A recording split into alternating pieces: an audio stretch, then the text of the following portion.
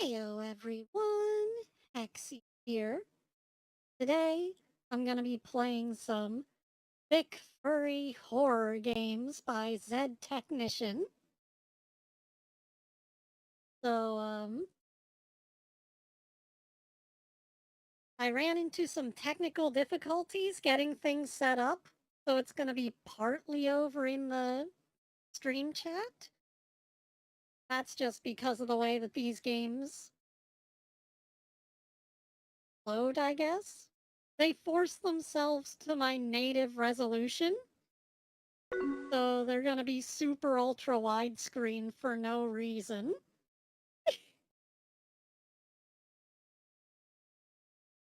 Heyo, Canarian, welcome to the chat. So anyways, without further ado, let's get started on this.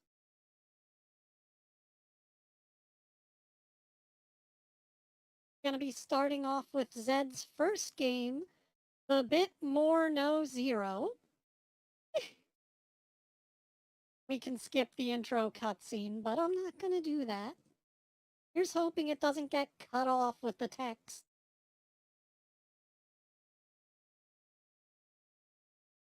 Because it is super ultra wide right now. What? Aunt Sandra? Yeah?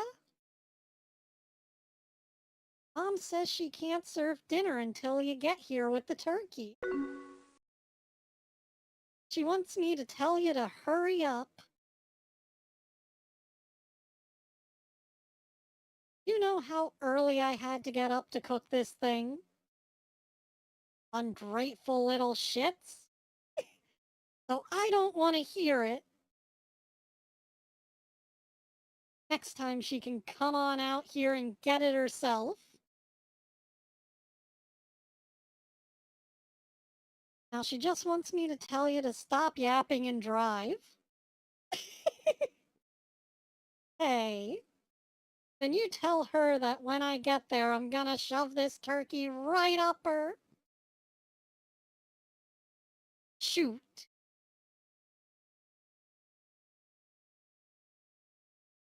You okay? No, I ain't okay, boy. There's something up with the car. Dang thing just up and died on me. Hello? Aunt Sandra? Are you still there? You can't hear me or something?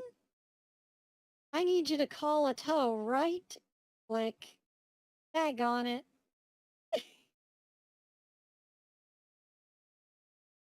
So yeah, now we're just stuck in the car. I ain't staying here till someone decides to show up and help. Gonna have to walk the rest of the way myself.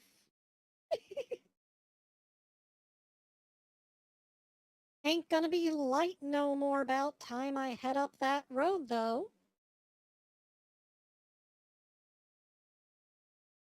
Better settle in, 'cause it looks like I'm staying here till morning.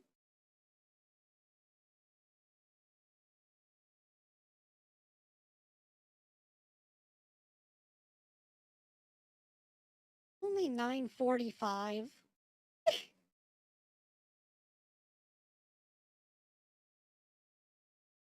Something over there.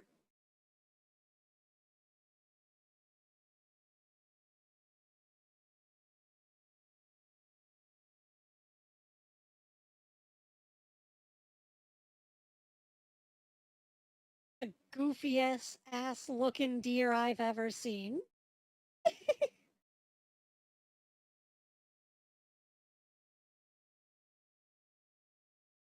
There's another one. We're in deer country, boys.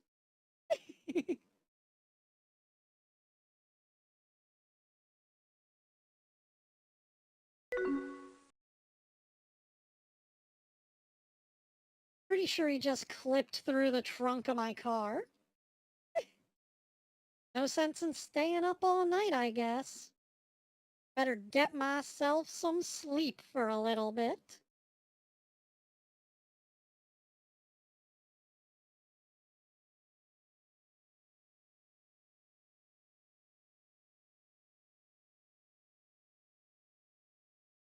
Almost 2 a.m. They're screaming in the forest. I don't like the sound of that, not one bit.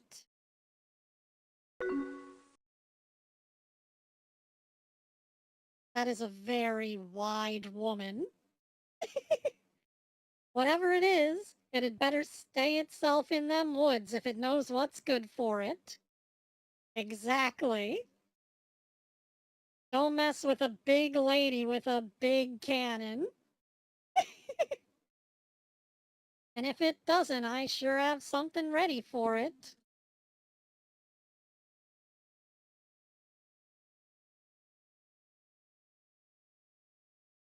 So yeah, since a lot of this game is just gonna be waiting, I can tell you guys about my plans. I was thinking that I need to visualize a new scene for my YouTube banner. I want to put up the little entrance to Hexi Heavy Industries with the garage door and the Hexi Arcade right next to it. It's a pretty simple brick front building, so it shouldn't be too hard. But I want to see it from different angles, so I'll probably make a mock model in Blender just so that I can show it off.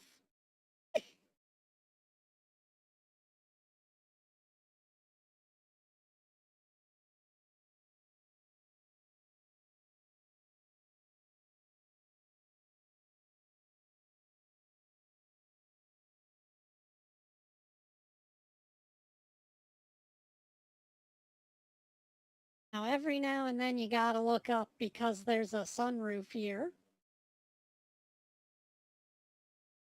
There's a creature that'll reach down from up there or from one of your other doors. So keep your head on a swivel.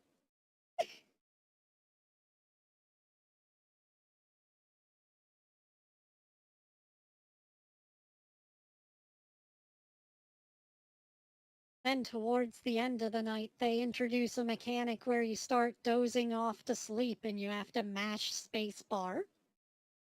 There's the monster.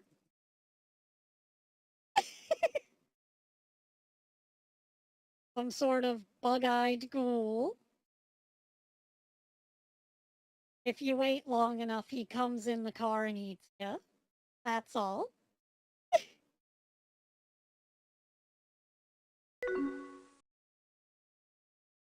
Yeah, I know, he's spooky, right?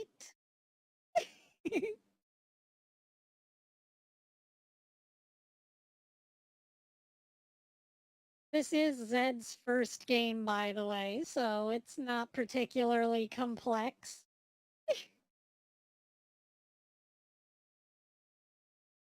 Later games get a lot more technical.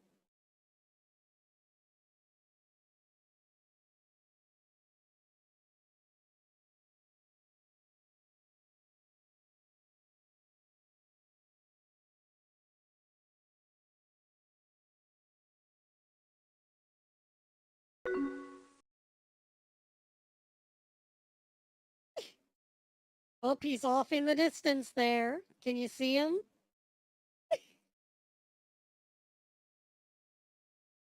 And he goes back into the fog.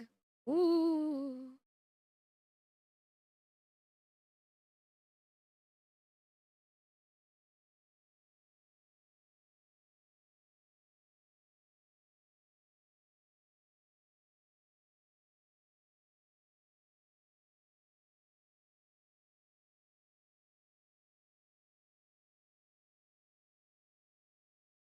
Almost 4 o'clock.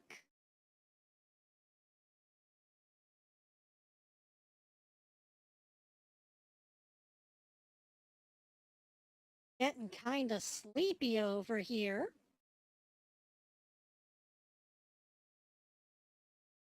But if I doze off with that thing out there, that ain't gonna end too well for me.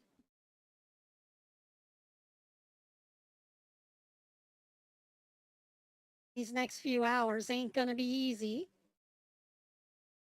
When falling asleep, tap spacebar repeatedly to wake up.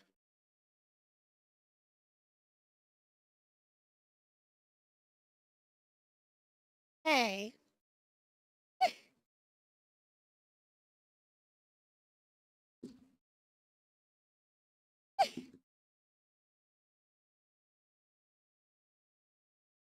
Oh, there's lights in the distance. Ooh.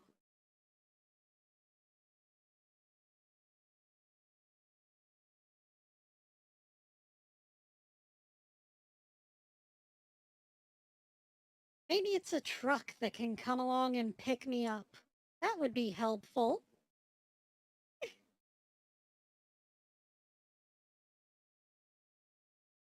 You see that creep trying to get in my trunk?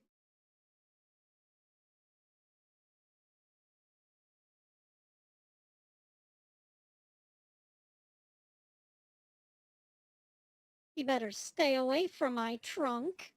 There's a lot of junk in my trunk.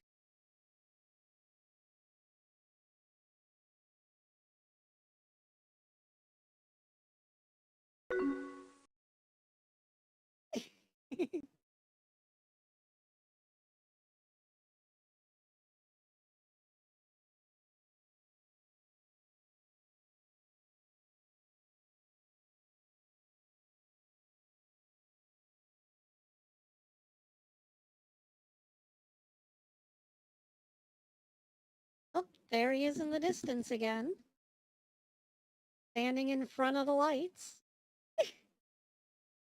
I guess that's a good thing, though. He can't exactly attack me from over there.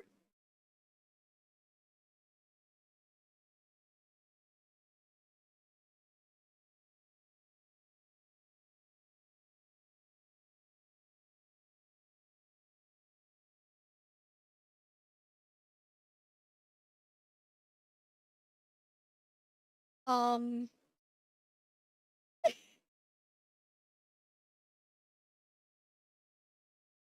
Even in a game where you can't move, I somehow managed to break the deer's AI.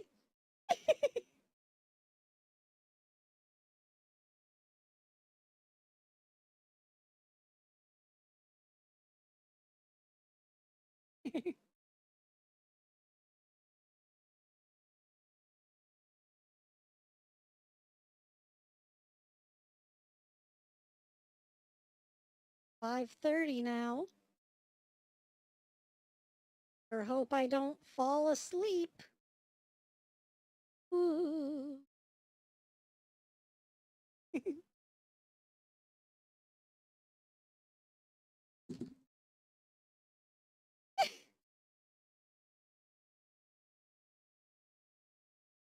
Of course, you see a monster run up, and the first thing you do is start dozing.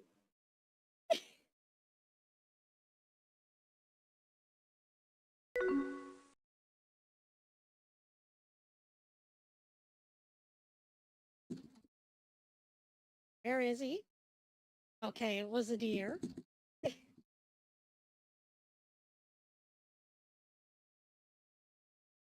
Shotgun sounds make sort of a, like, not realistic blam sound, I think.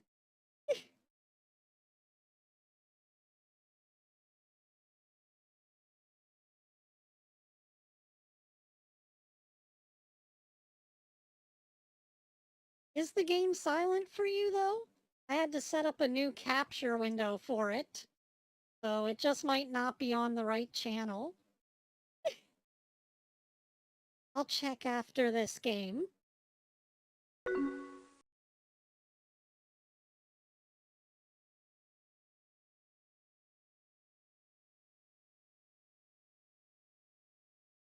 Okay.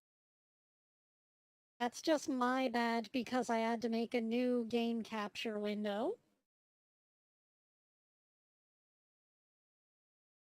There is no reloading.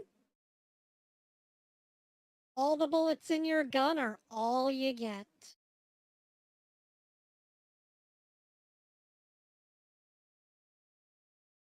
Thankfully, it's 6:45 and the sun's coming up.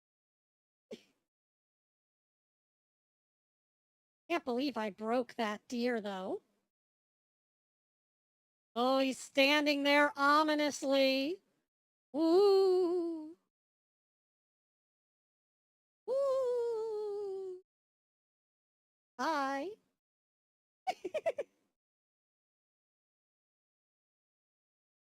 7 a.m.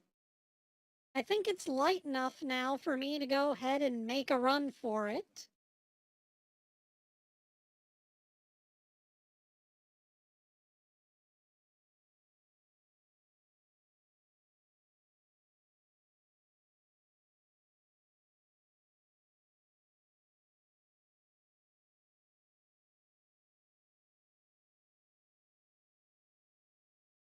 Vroom vroom.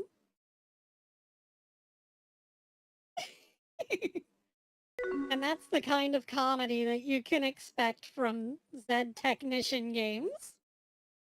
If you do everything right and you don't mess it up, you tend to get silly little endings like that.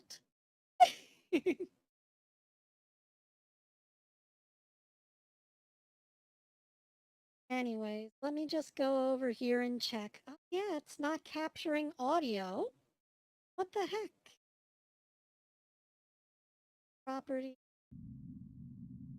Audio. Jeez.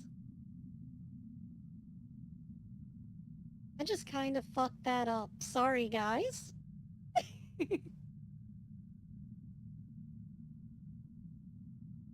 But yeah, that's the bit more no zero. Dead Technician's first game.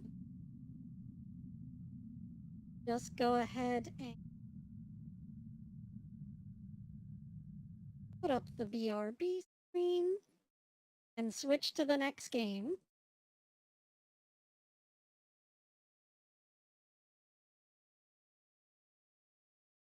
Oh,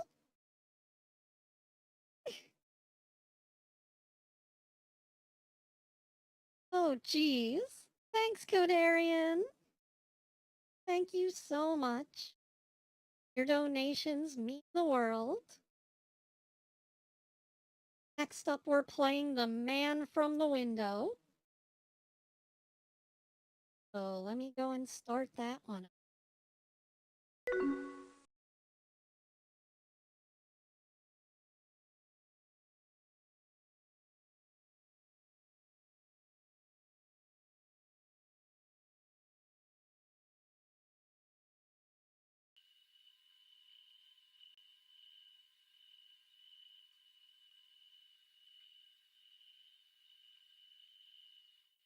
Yeah, unfortunately, the game is bleeding over the text.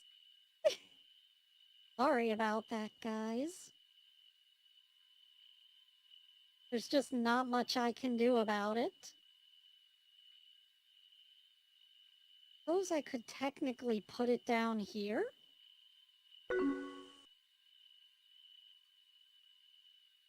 The chat should be over top of it. There we go.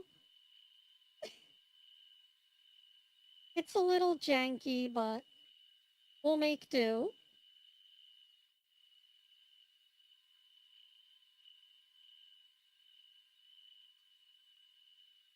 Next thing I've got to do is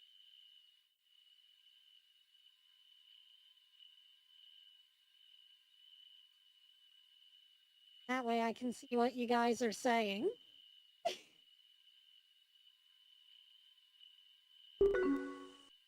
Yeah.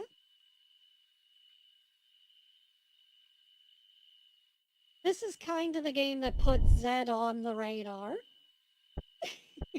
This one got very popular for obvious reasons.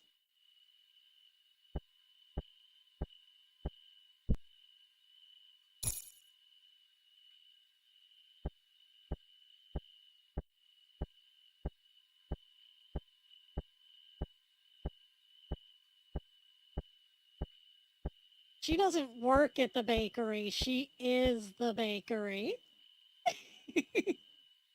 Oh my stars, I am tired. Whew, what a day. Seems like I keep getting home later and later. But that's just how it is sometimes. I ain't giving up. I'd better try to get some sleep. Gonna need to be up early, bright and early, to cook breakfast for the little one.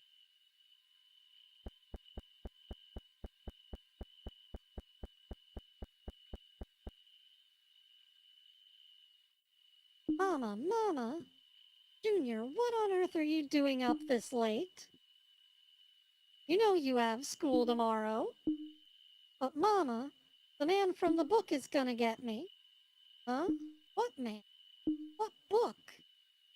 The man in my storybook. See?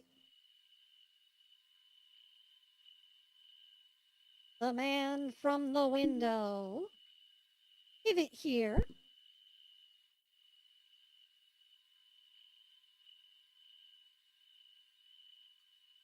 The man from the window is quite the odd fellow, with his big beady eyes and sunken nose. Why, he just wants to say hello. As he smiles from ear to ear, the man wanders the quiet night. Through the alleys and backyards he goes, making very sure to stay out of sight. He silently peers through windows, searching for one thing and one thing only. A new friend is all he wants, for the man is very, very lonely. Once you hear his tap, tap, tapping at the window, you'll know he's found a new friend to play. For now you have only 5 minutes before before he takes you away. But do not fret, for staying in one place is the man's only peeve. Keep him at bay for another 5 minutes, and he'll leave. The man is in his element, doing what he does best. Next he will look under the place where you often rest. Okay, so from here, all the clues are jumbled, but they correlate to places in your house. So obviously he's going to check under the bed first. You need to figure out where the best places to hide are at. The man has no friends, no families, no son and no daughter. A place which holds water. Okay, that's the tub in the bathroom, so don't hide there. The man will walk, then he will lurch. The place under the mirror is where he will search. The man is very, very bold. Soon he will check inside the place which is cold. The man has no use for trinket or token. He will now check under the place where bread is broken. So, the refrigerator and the table were the last places.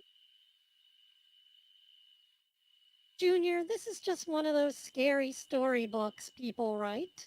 You're too young to be reading this kind of stuff. It'll scare your little mind half to death. But Mama, I saw him outside. I really did. Just a book, sweetie. It ain't real. Now get that cottontail off to bed right now. At this rate, you won't want to wake up in the... Huh?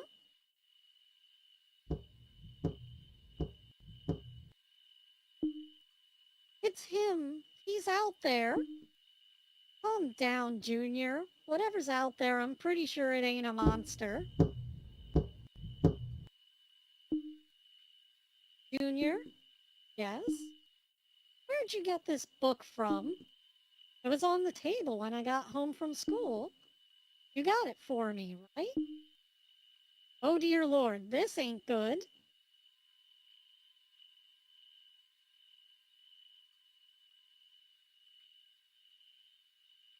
Oh, we're in control now. Okay, so a good idea would be to open the box of donuts. We also better grab our keys. So now the last two places that it said, the way to bring up, there we go. We want to go to the end. Under the table and in the fridge are the last two places. So we're going to want to make sure that those two places are where we hide for this game.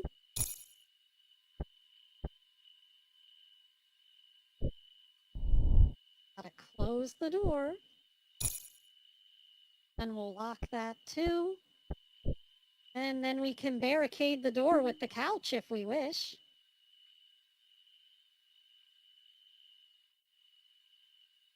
Next, I'm gonna grab Junior here. And we're gonna stuff him in the fridge. I know it's not really a good idea, but there's a home invader coming. Stuff Junior there, and then we'll hide under the table.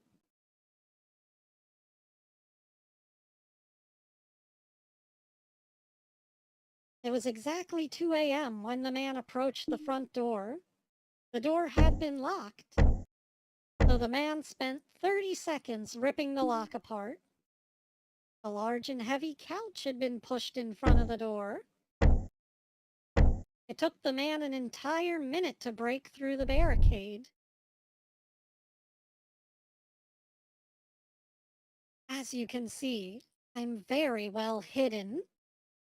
The time was 2:01 a.m.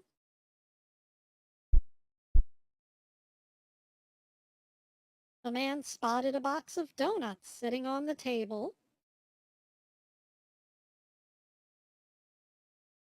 The man took an entire minute to eat them all. The time was now 2:02 a.m.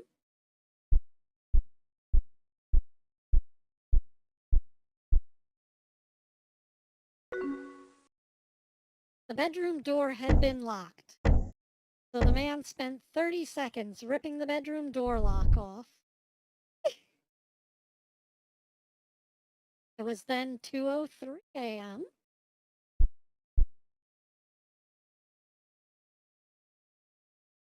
The man looked under the bed, but he found nothing.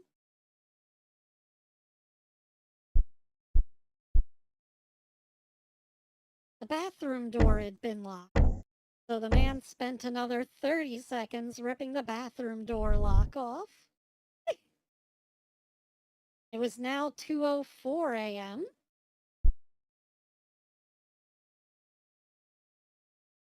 The man looked inside the wash tub,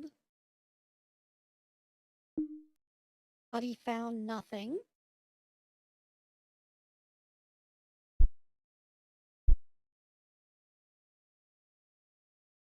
The man looked under the sink, but he found nothing. The time was now 2:05 a.m. The man's time was up, and he knew it. So as quickly as he arrived, the man from the window left.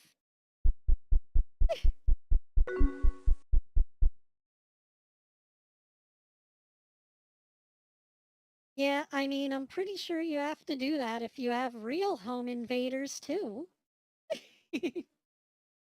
Buy new locks, that is.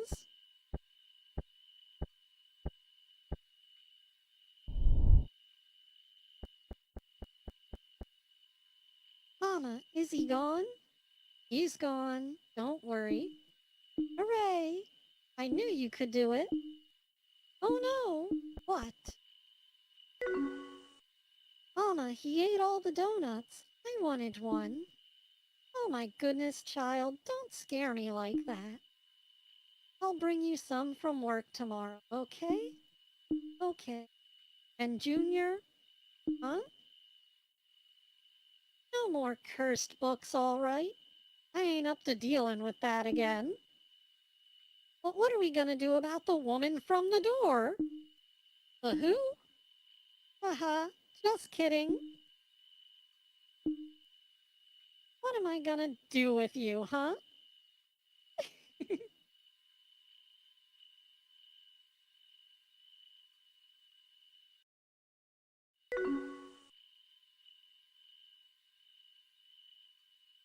Now this starts a trend in Zed games where there are different endings. So, gonna skip the intro.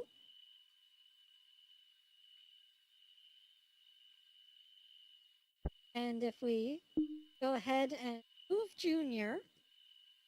Where's the last place this guy's gonna look? Under the mirror is the last place. Take Junior and stick him under the mirror here.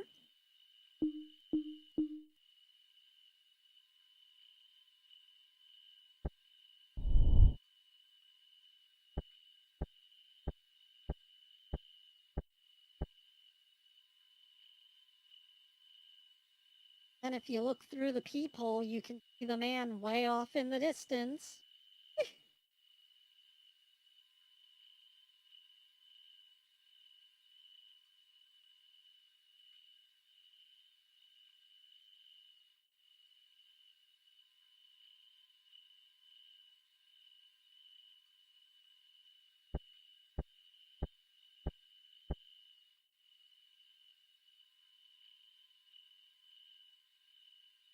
Getting closer.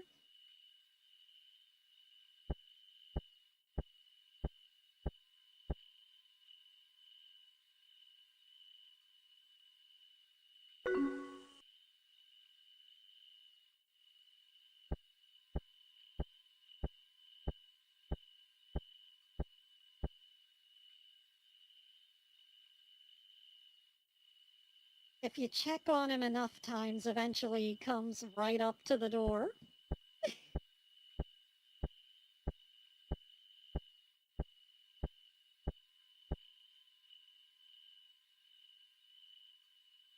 Nope, he's still off in the distance a little ways. But that just tells you how close he is to coming in your house.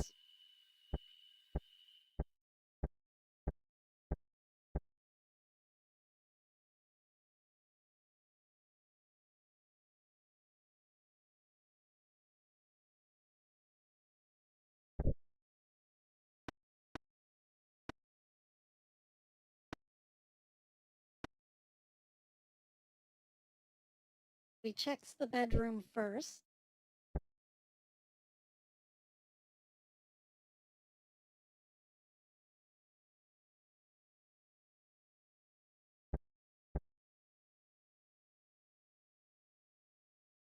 Eat donuts. I was hungry.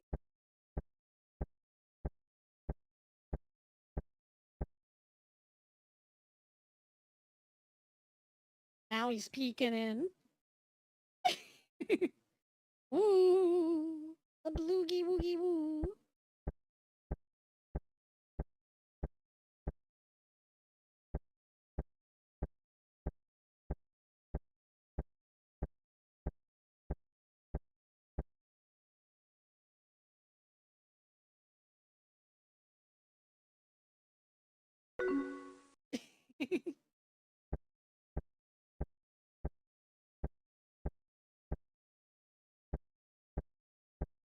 Ah, he's just a guy with some big ol' eyes.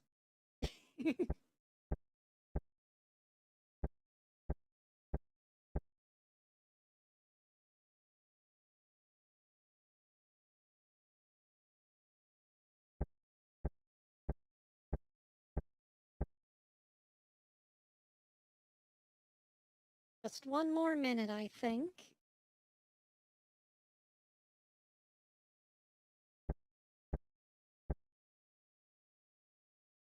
Not that I think the minutes in this game work like actual minutes. They seem to be like fake minutes. It was exactly 2 a.m. The door was left unlocked and unbarred, so he walked straight in.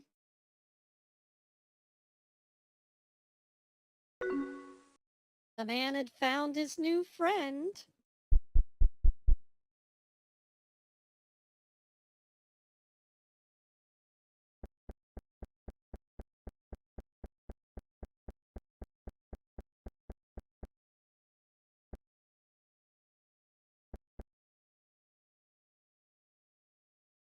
Mama, the man is gone. You can come out now. Really, he's gone. Mama, you can stop hiding. Please?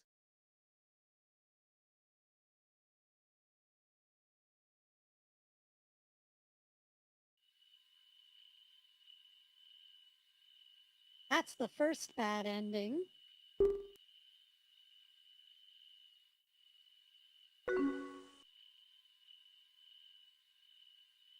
Of course, the other one is if you leave Junior here.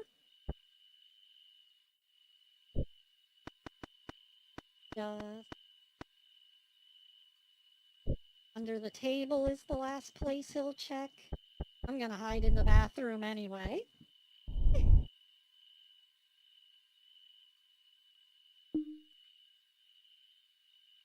Oh, I ain't hiding until Junior's hid first.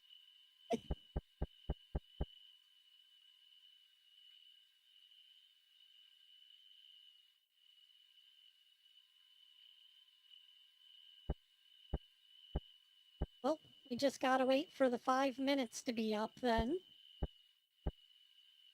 I know one way to make time move faster. Eat the donuts. Then maybe move the couch. Takes 2 minutes. Do it.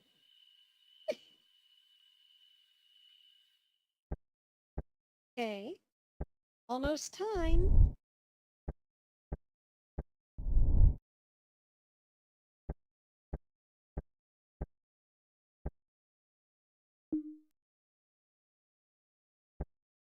Of course, Mama can't fit under the bed. Junior might be able to.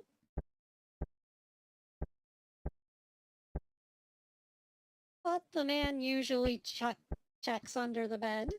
So, pretty rare that you'll be able to actually use it.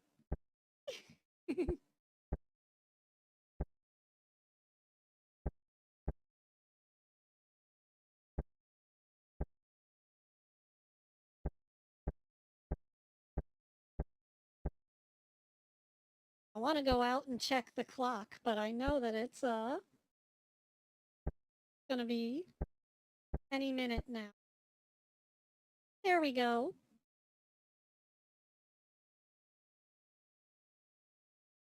It was exactly 2 a.m. when the man approached the door. It was unlocked, but the man was unable to open it. A large couch had been pushed in front of the door. There we go. The man had found his new friend. And he just vaulted over that couch.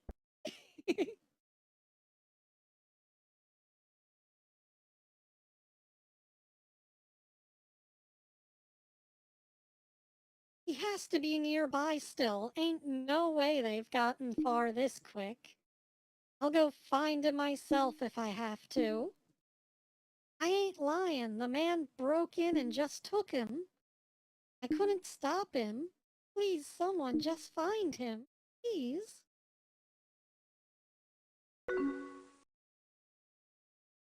So yeah, a lot of Zed Technician games have these alternate bad endings if you don't do everything just right.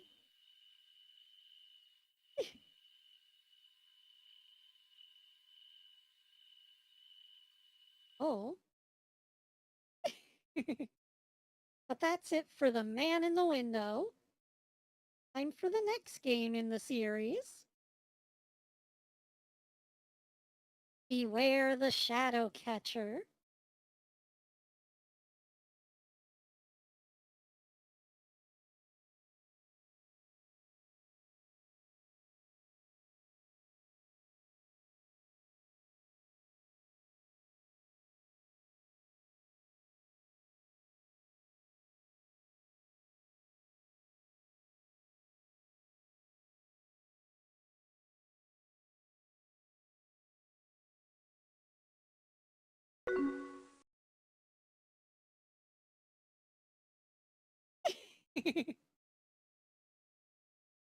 I'm not sure. There might be.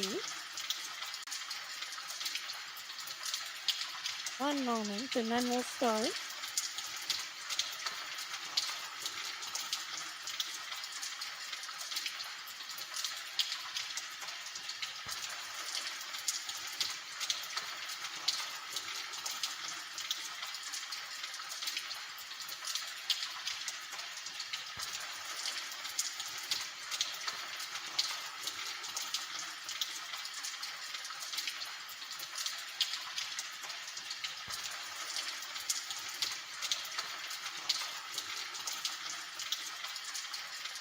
Okay.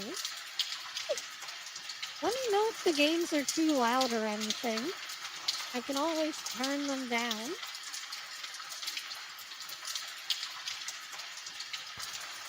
But let's just get right into it.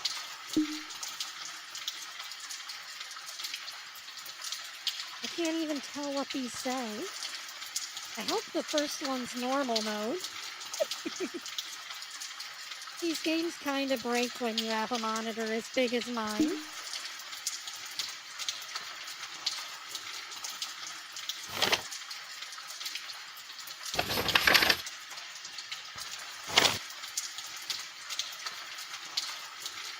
Okay, so we're $2,000 in debt. We've had 0 customers over the last 3 days. And the rent is due by the end of the week. This isn't good, Maud. What are we going to do? Maud?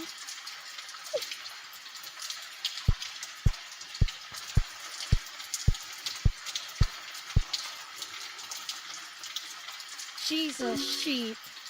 I find this oddly relatable. I brewed some coffee for us, dear. Do you want some? No, I don't want any coffee. I want to figure out a way to keep us from losing the diner. Are you even listening to me? Of course I'm listening. I just don't understand how this happened, dear. So many folks used to come here to eat, we couldn't even fit them all in the building. We'd have folks outside eating, folks in the parking lot, just everywhere. Oh, is it too loud? Let me, go over here and turn it down.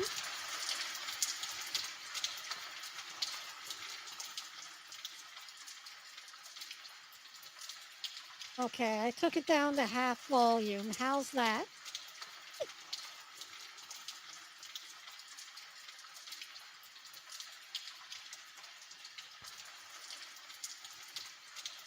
Do you remember that time the mayor stopped by?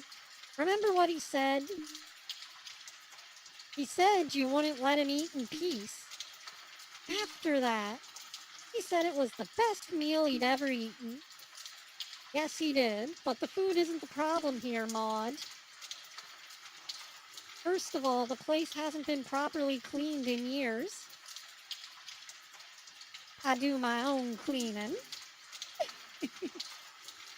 I'm not gonna pay someone for something I can do myself. Yeah, well, second of all, people are afraid to walk in here because you keep the lights too dim. Dimming the lights saves money on the electricity bill. That's an old wives' tale if I ever heard one. That's just good business, dear. Oh, is it? Fine then. Let's talk about good business. Was it good business when you scared our last customers away because they saw you washing your clothes in the sink? Um, this place has been in my family for generations. Great-granddaddy Icarus built the diner. Then it went to granddaddy, and then it went to my mother. Now it's mine. If I want to do my laundry in the sink, then I'll do my laundry in the sink. I like the way she thinks. I swear, talking to you is like talking to a brick wall sometimes. Excuse me.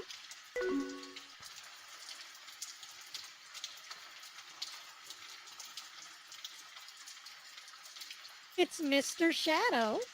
Terribly sorry to interrupt. My wife, Mrs. Shadow. Hello there. And daughter, Little Shadow. Hi. And I were just in the neighborhood when we spotted this lovely little diner. May we please sit down and eat? Of course, make yourselves at home and I'll bring you folks a menu. Maud, wait a minute. There's obviously something wrong here. They don't have faces. Hush, Samantha. We serve everybody here so long as they're decent people, even faceless shadow folk. Thank you, ma'am.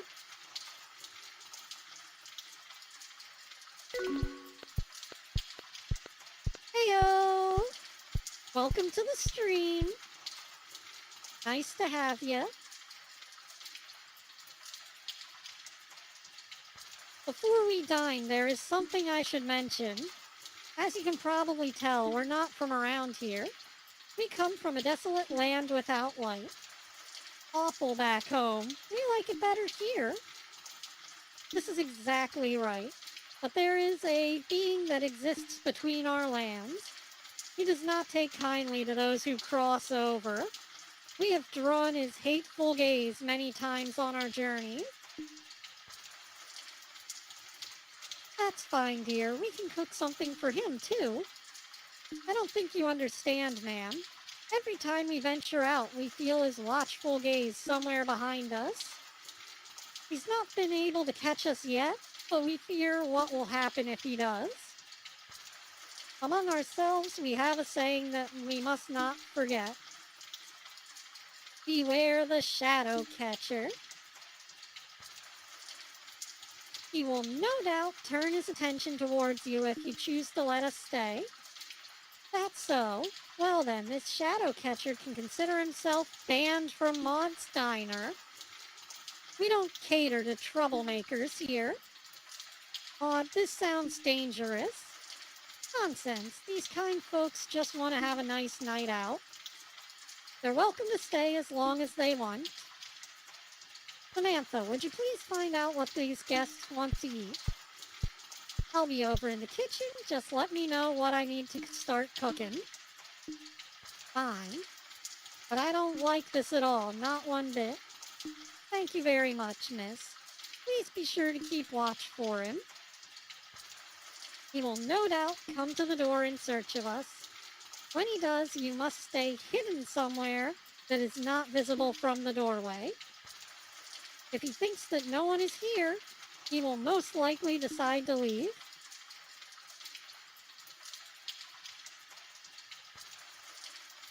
Our family has a rather strange tradition when ordering food. I hope you don't mind too much. With that said, I would like a dish that contains vegetables as an ingredient, please. But I don't want any sandwiches. I also don't want any dishes that contain pork.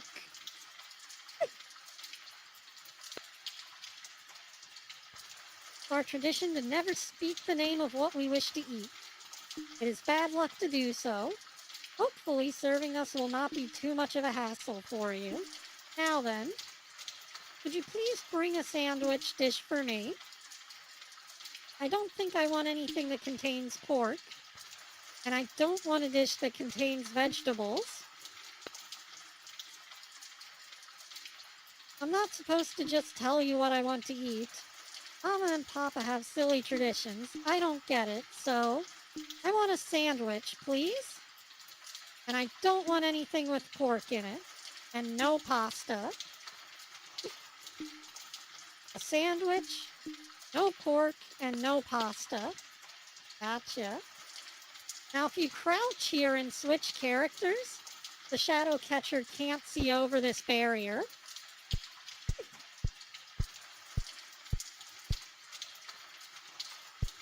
Oh, gonna need to grab the cookbook here. Is there a way to pick this up?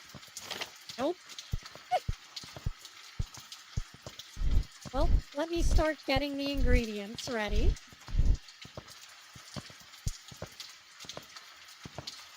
And I hear footsteps, which means the Shadowcatcher is coming.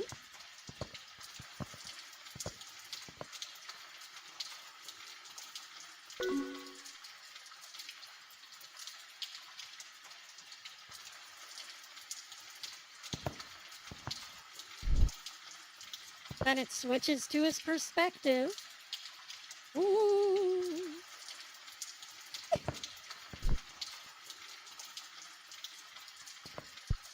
Then he leaves. So what have we got here? steak, spaghetti, lasagna. I feel like there's a way to pick this up somehow. Because I've seen other people put it elsewhere. Oh well. BLT sandwich. I think that's what the girl wants. It has vegetables though. Burger. Mac and cheese sandwich. Pancakes. Red pepper ham omelet. Seasoned steak, spaghetti, and veggie lasagna. Okay. Well, the man wanted a sandwich that contained veggies but no pork, so that's gotta be the burger. Grab burger patty container. Place one on the grill. Gotta get a plate on a level surface. Patty. There they are. One on the grill.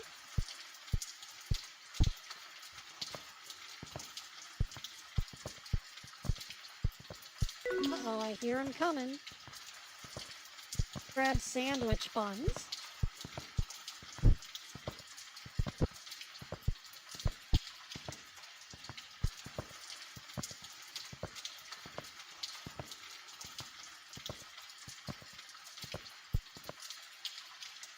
Gotta watch out. Here he comes.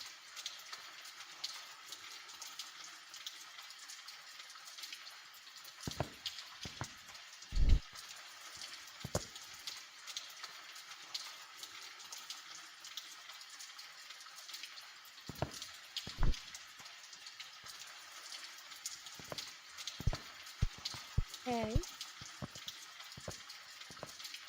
Take the plate and then remove the burger from the grill. Put the plate on a level surface. Put the sandwich toppings on it.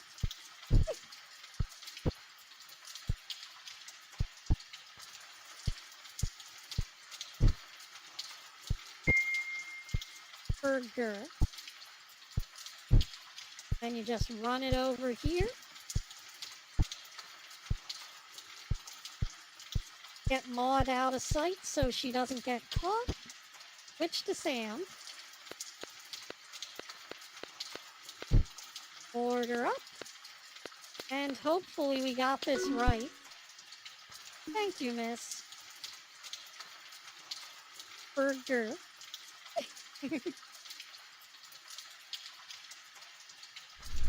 Oh, I got it wrong.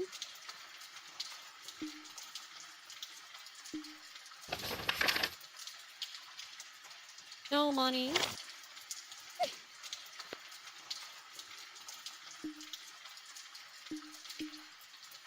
Well, might as well start over now because we're not winning. Oh.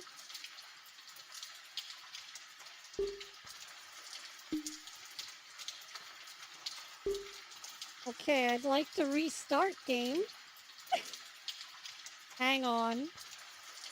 It's being goofy. Let me just,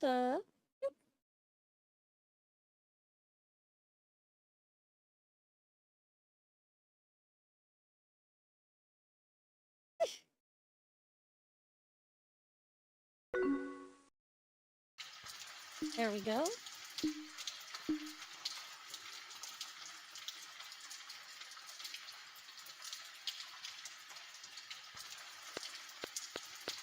Okay.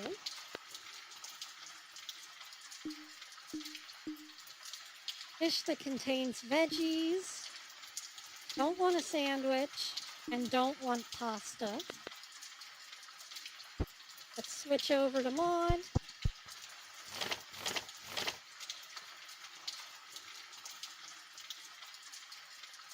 Seasoned steak and vegetables? Or veggie lasagna?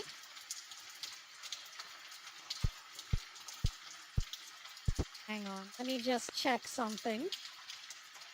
Contains veggies. No sandwich, no pasta, so not the lasagna.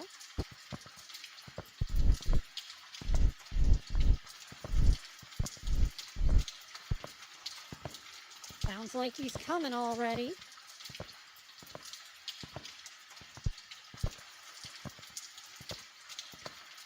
steak seasoning. Ooh.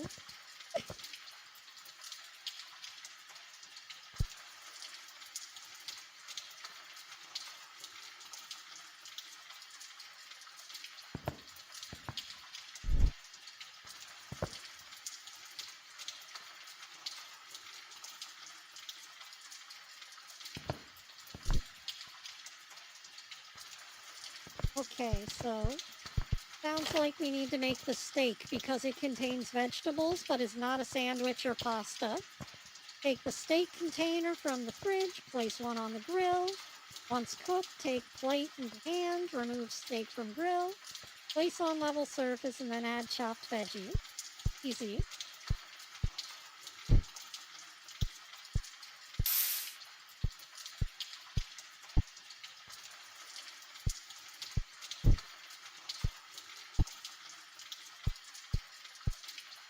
You don't need to use the steak seasoning?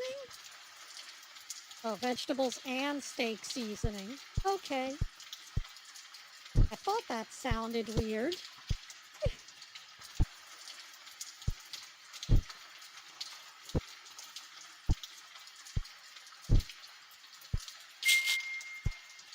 There we go.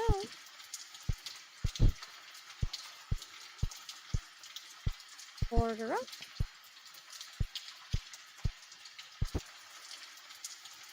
Now then, our tradition to never directly speak what we wish to eat, hopefully serving us much of a hatful. A dish that doesn't have meat in it. I want any dish that mostly is red in color. Okay, don't want red dish, so no spaghetti with pasta sauce. No burger with tomatoes. Don't want any sandwiches.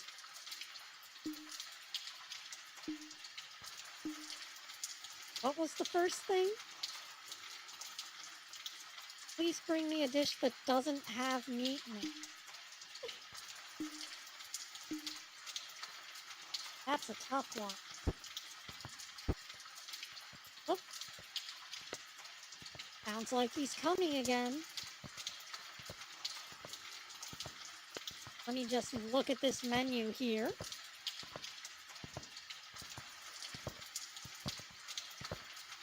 The mac and cheese sandwich, maybe?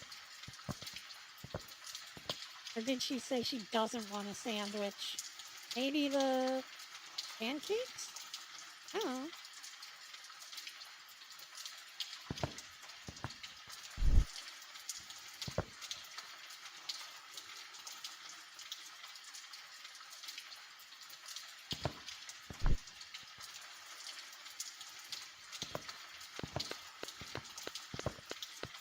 Go get the guy his steak, though.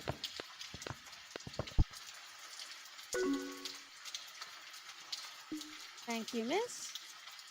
Here's hoping I got it right this time.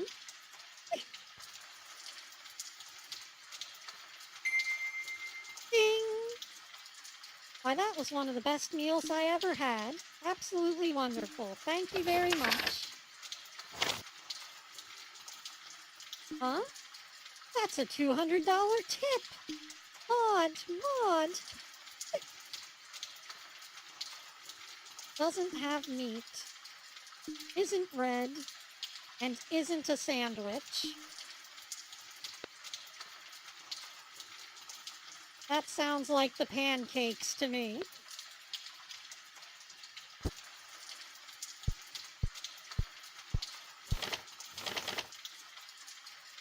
Pancake batter from the fridge, add 4 to the grill. Once cooked, take a plate, then remove pancakes from the grill. Place the plate on a level surface, then add butter and syrup. Okay. Pancake batter. 1, 2, 3, 4.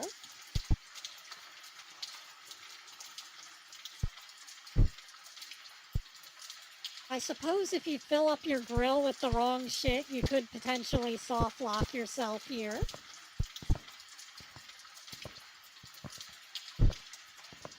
Add the butter. And the syrup.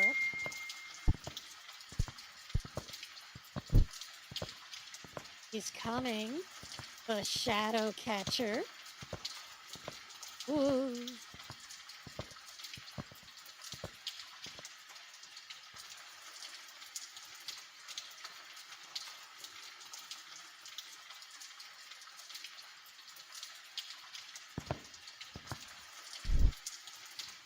Dun dun dun!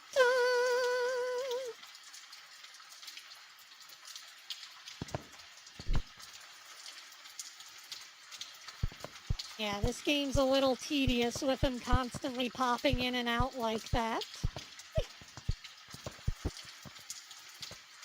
Just switch over to here. Grab this. Take it back. Oh, how grand.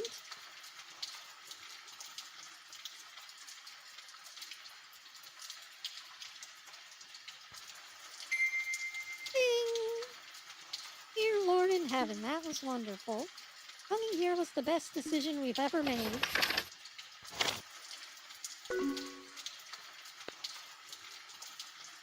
Well, she is a dog.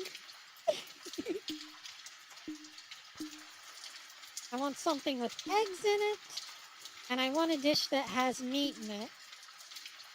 Not mostly red. Well, that's easy. That's just the ham and eggs.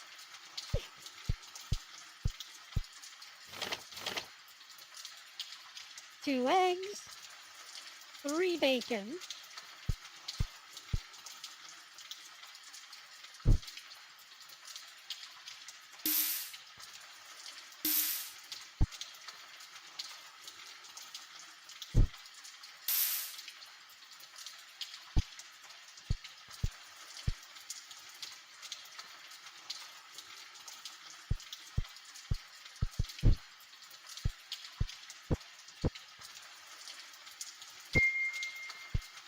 Ding!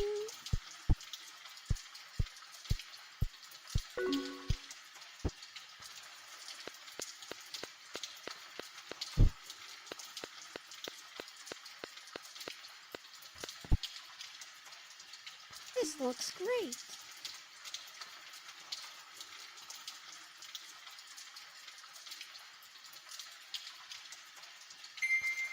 Ding!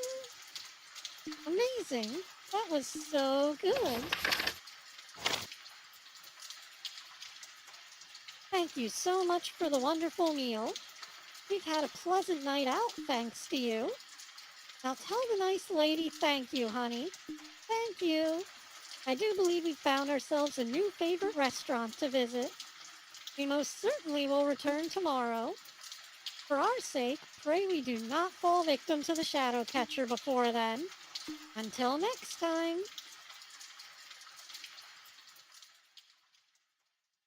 Progress saved. Continue.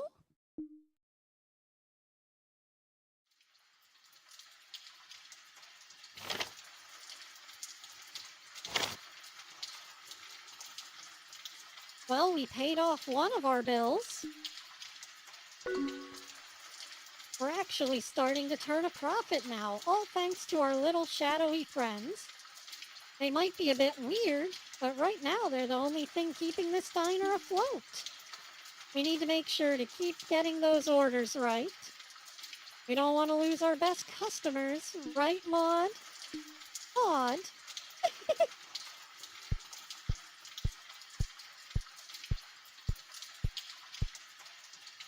I brewed another pot of coffee for us, dear.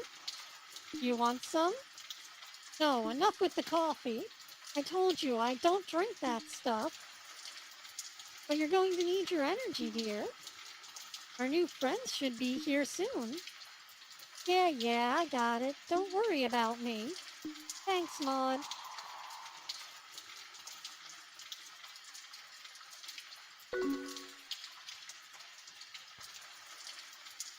Okay. Would you like some cream with your coffee?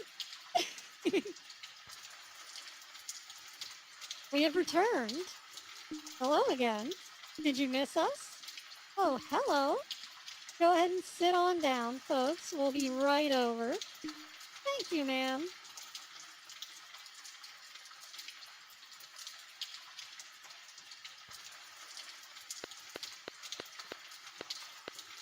Get Sam over here.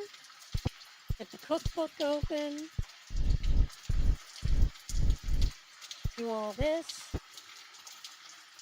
Switch back to Sam. Good to see you both again.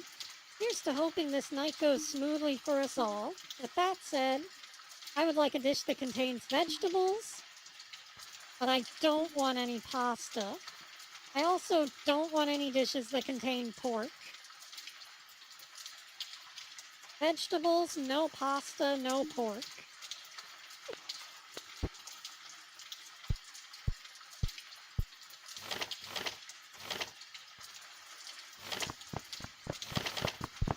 Oh, he just ran up. Did you hear that?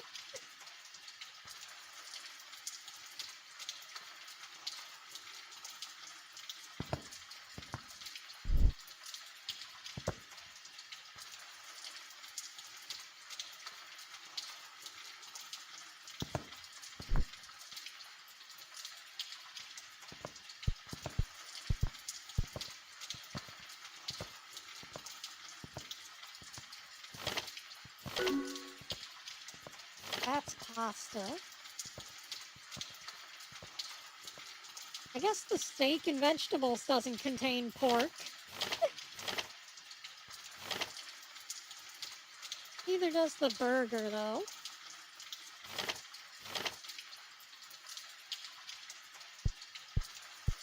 Let me double check that. Dish that contains vegetables as an ingredient. No pasta. No pork. So it could be the steak or the burger. Guess I'll make him another steak. Just must be a steak man.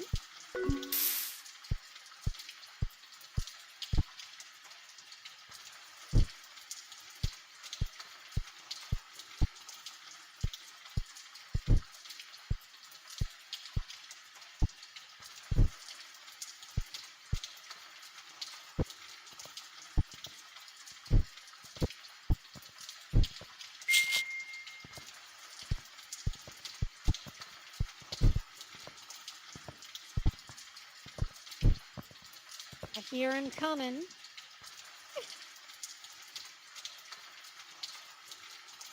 Yeah, mac and cheese is pasta.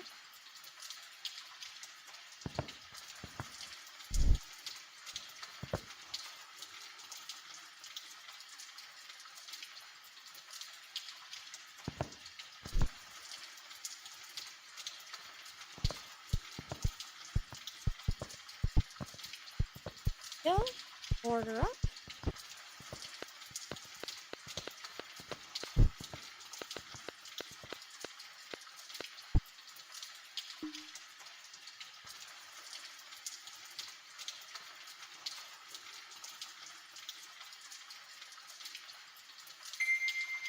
Ding! That was one of the best meals I've ever had. Absolutely wonderful. Thank you, miss. Gotta keep making that money. Oh, almost forgot. What do you want? How wonderful it is to see you again. We are truly grateful for your hospitality. Now then, could you please bring me some type of breakfast dish? I don't think I want any dishes that are mostly red in color. And I want a dish with meat in it. Sounds like the eggs and bacon.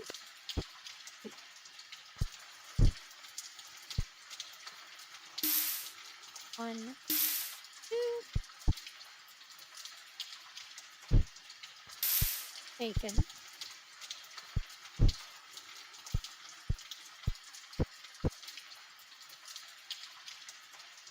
Any day now.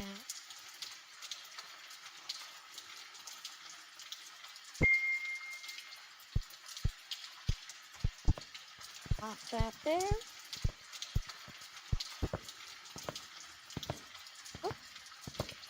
Oh. Oh, there he is. You can even see him walking up if you're over here.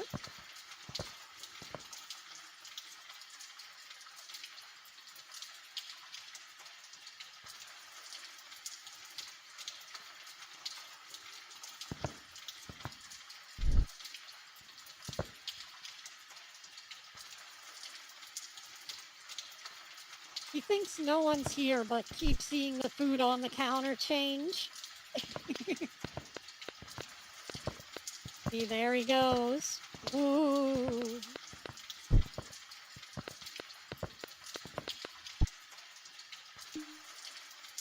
How grand.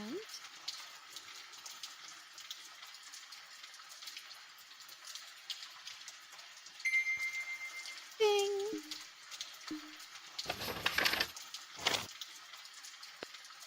And for you, I want a dish that's mostly red. Don't want a dish that has vegetables in it. And no dishes with egg. Well, that's just gonna be the spaghetti.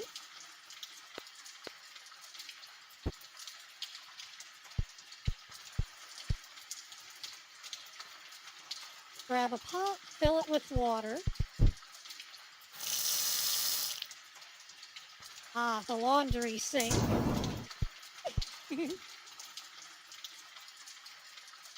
Once boiling, take the spaghetti and put it in the pot. Then grab a plate, place the plate on a level surface, and add the red sauce.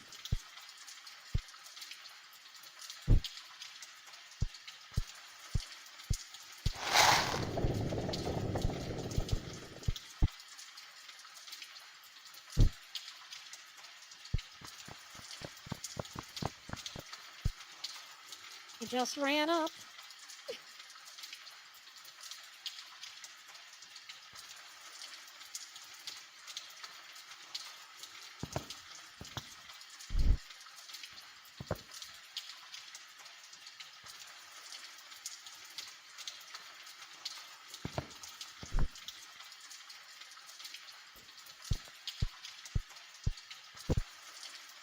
Grab this, slap it down, grab the pasta sauce, on. Oh, I didn't even hear him come up that time. It's a good thing I wasn't standing out front. Whew!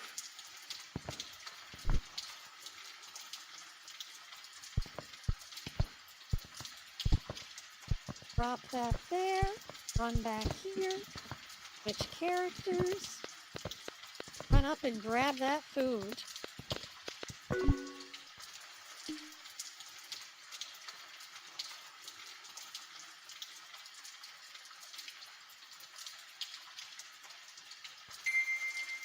Ding! Amazing! That was so good! Food was absolutely amazing tonight. Thank you both so much. Thanks to you, we've been able to enjoy our night out. This place is the best. We must return again soon. Until next time, friends.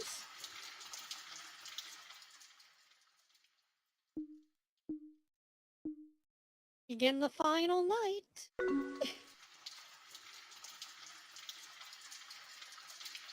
Oh, looks like the bills are all paid. Okay, so we've actually paid off all our bills for once. This is insane. I mean, just a few nights ago we were about to lose the diner. Now look at us. You're really doing a great job here, Maud. Like, really. Maud?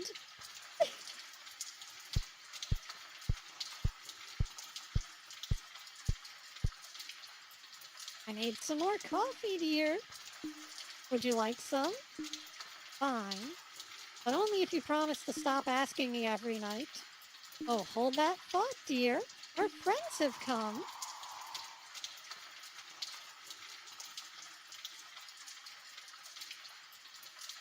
As promised, we've returned. This is our final night in town, and we are glad to spend it here. Yeah.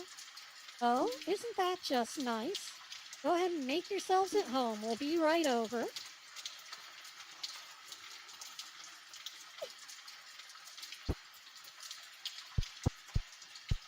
Go ahead and open this, open me, and switch back to Sam. As my wife already said, this is our last night here, my friends. Too dangerous for us to stay longer than this last night. I can sense the Shadowcatcher looking for another way in. With that said, I'd like a dish that contains pork, please. But I don't want anything that's mostly red. I also don't want any dish that has eggs as an ingredient. That would be the BLT. It has pork, but it's not mostly red. Anyways, I hear the Shadowcatcher somewhere.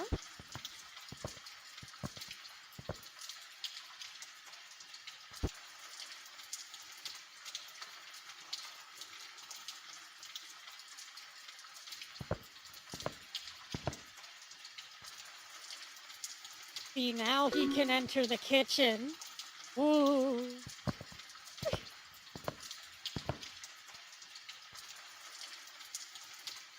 Yeah, BLTs are okay. Place a handful of bacon on the grill, take a plate and place it on a level surface and put sandwich buns. Bacon, bacon, bacon, bacon. There it is.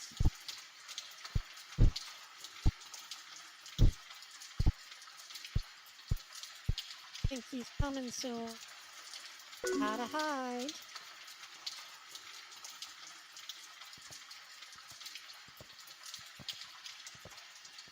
There he is.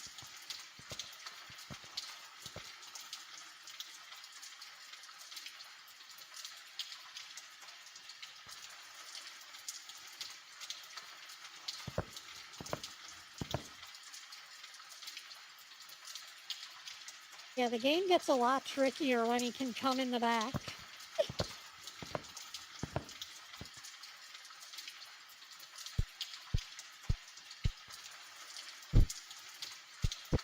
No one take that out of context. Put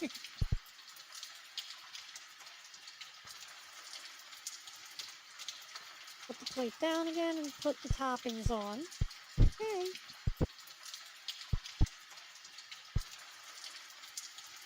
Sandwich toppings, sandwich toppings. There we go.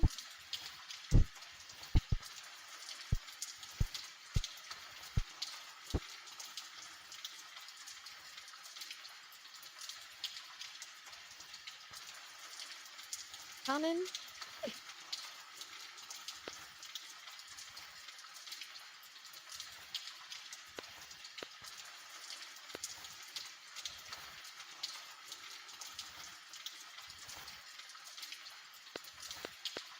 I don't hear him. Oh, there he is. He just teleported in front of the door.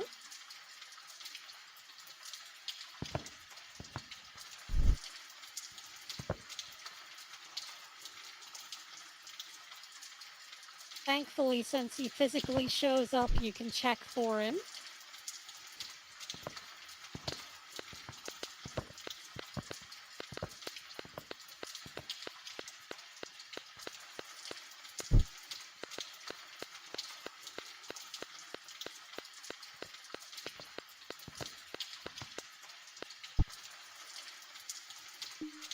Thank you, miss.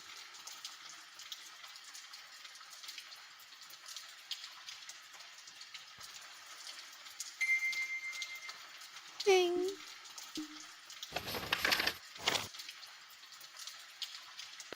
Okay. Must not stay in this place much longer. The Shadowcatcher is getting restless. Here he may find a new way to try and catch us. Now then, could you please bring me a dish that contains vegetables? I don't think I want anything that contains pork. And I don't want any pasta. That would be the steak and vegetables. Let's grab a steak.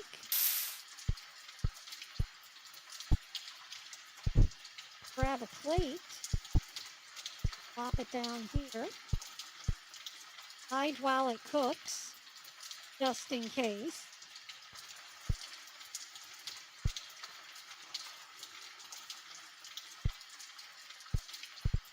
Done. Here he comes.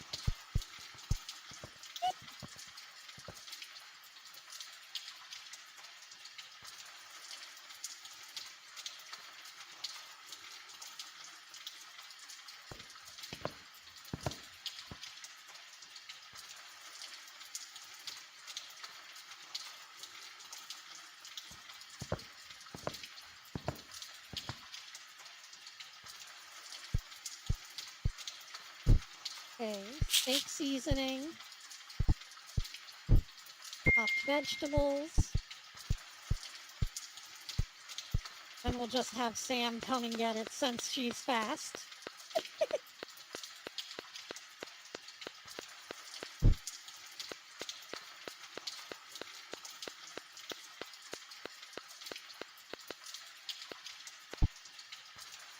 Oh, how grand.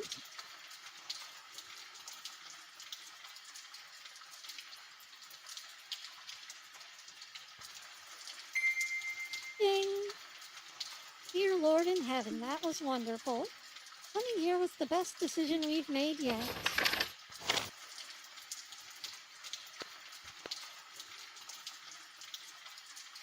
Mama and Papa say we can't come back again. Because the Shadowcatcher is getting too close, I think.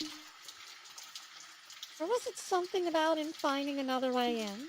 Anyway, I want a meatless dish. And I don't want a dish with vegetables. And nothing that's mostly red. Ooh, that's tricky. Not red, no meat.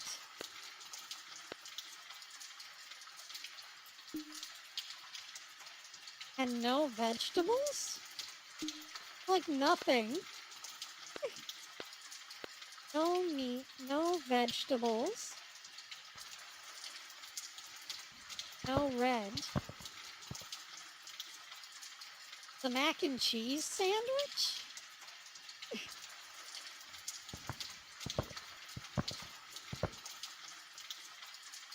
Let me make sure I got that right. No meat. No vegetables. Not red.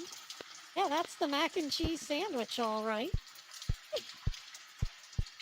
So we're gonna have to cook some pasta.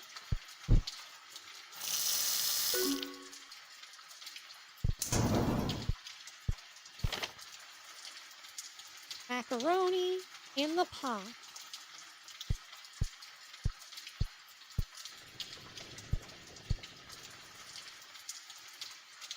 Just the macaroni. There they are. Just hide in the corner for a second. I get the feeling he's coming soon. Here. Oh, ominous.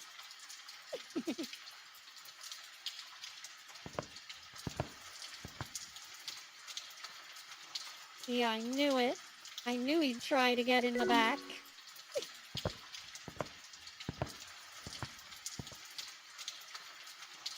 Thankfully, my back area is well guarded.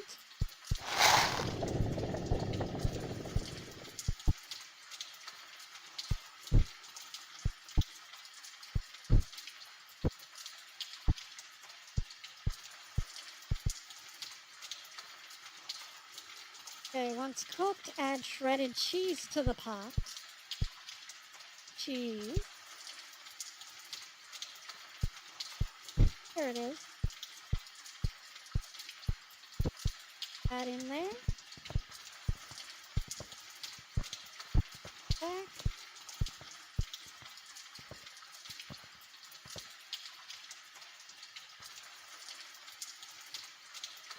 I heard him. There he goes.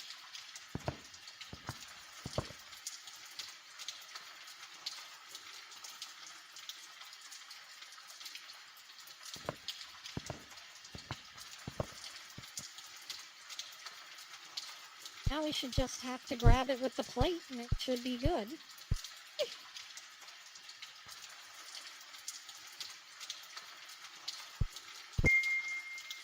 There we go.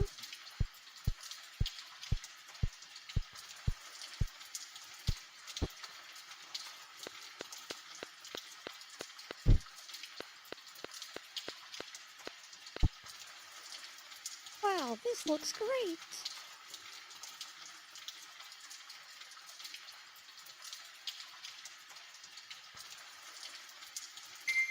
Ding! Amazing. That was so good. For 3 nights we have visited this place, and for 3 nights you have obliged us and fed us. We really appreciate it. But we have overstayed our time in this world. Time to return to our home. Until next time, friends. Bye-bye.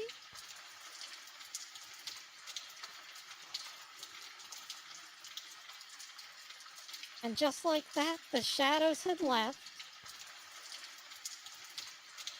Maud and Samantha waited for them to return the next night, but they did not.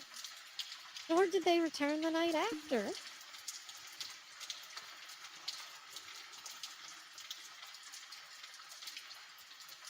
Thanks to the generosity of the shadows, Maud was able to keep her diner open.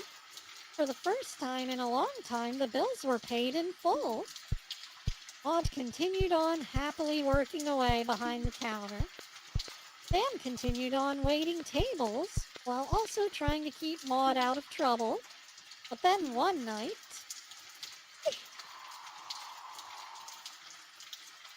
Guess who? We simply had to come back to this wonderful little diner of yours. Yeah, and we brought friends.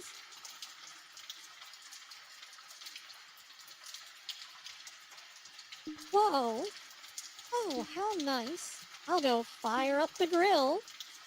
From that night onwards, Maud's Diner once again became the most popular restaurant in town.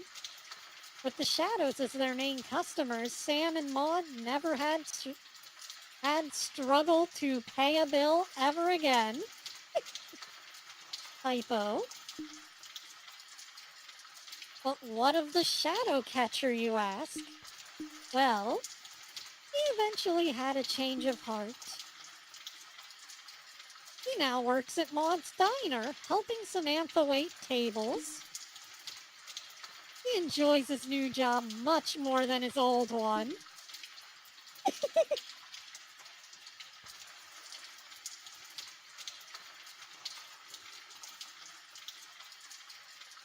There's that old Zed technician charm.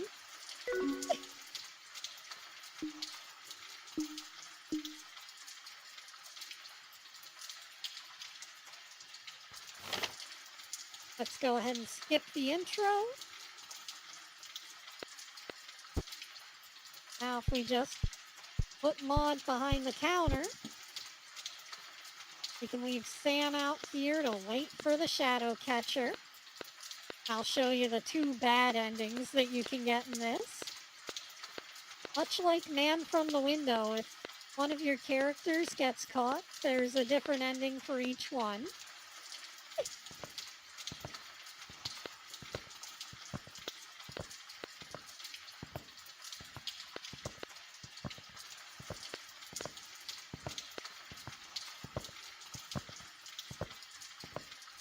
Oh, there he is.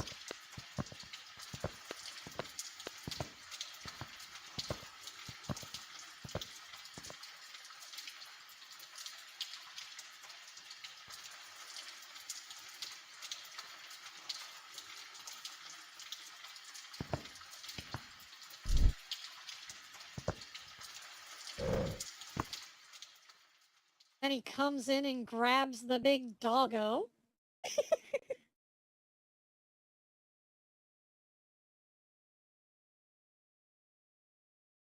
Sam was never seen again. The heartbroken Maud was left inconsolable after the loss of her dearest friend.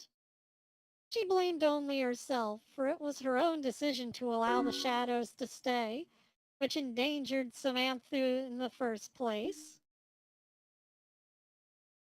If she had simply turned them away, the Shadowcatcher would never have arrived. Left without Samantha's help, Maud then lost the diner soon afterwards. She had lost the two most important parts of her life all too quickly.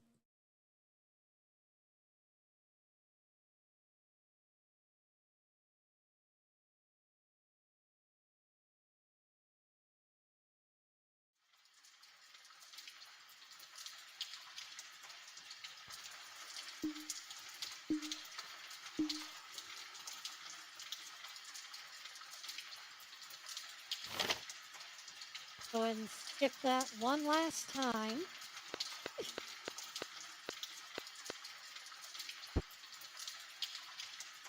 Now, how he intends to carry all of this sheep off is beyond me.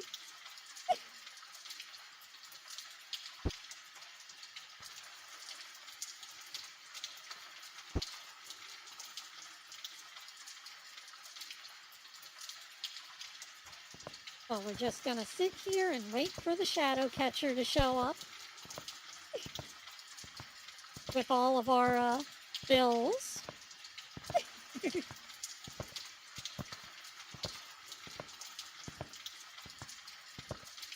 Here he comes.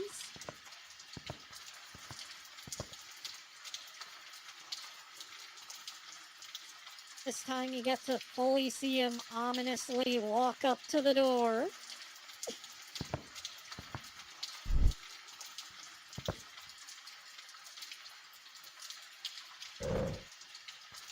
You can see he has to book it the whole way around the side.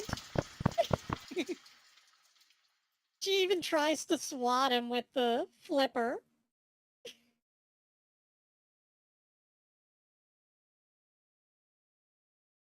Maud was never seen again. A heartbroken Samantha was devastated after the loss of her beloved friend. She was consumed by guilt, blaming herself for not preventing Maud from allowing the shadows in. She had only stepped in and said no, then the Shadowcatcher would never have arrived in the first place. She tried to manage the diner without Maud's help, but was sadly unsuccessful. After losing both her friend and the diner, Samantha was forced to leave town in search of work. She never looked back. Dun dun dun. And that's it for Beware the Shadowcatcher. Those are all of the endings. So go ahead and move right along to the next game.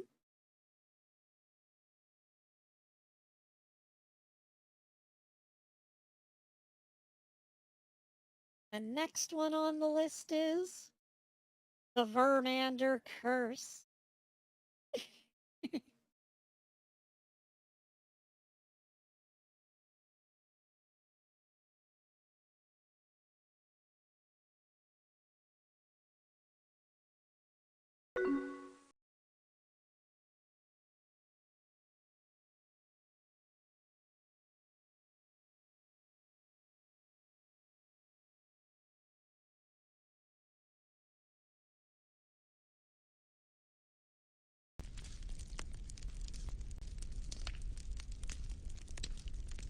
And for once, the menu actually fits inside the screen for this game.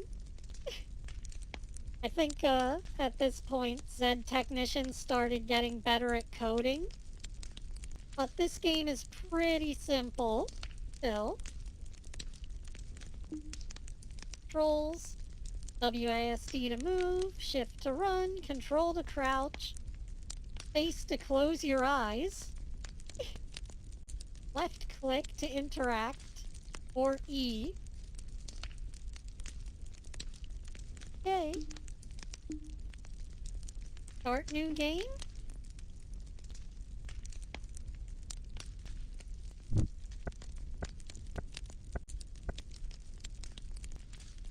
Anna, You wanted to see me, Mr. Vermander?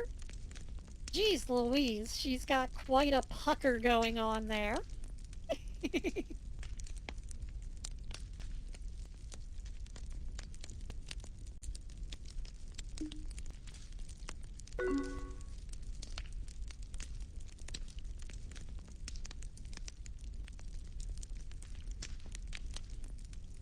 Hannah, why aren't this month's profit as high as last month's?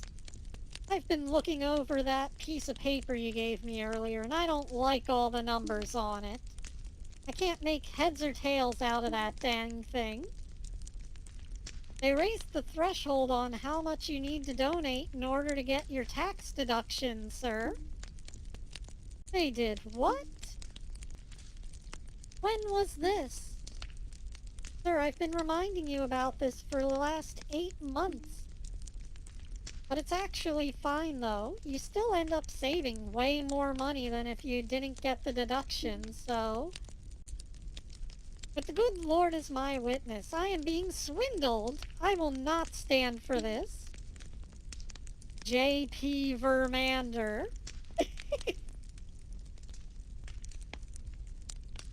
No one gets one over on J.P. Vermander. No, sir. Not now and not ever. But, sir, now then, where have I been donating all my hard-earned money to again? A hospital, sir. Hospital? Which one? There's only one, sir. The only hospital in this godforsaken backwater town, and they still have the nerve to swindle me out of my money. Humph.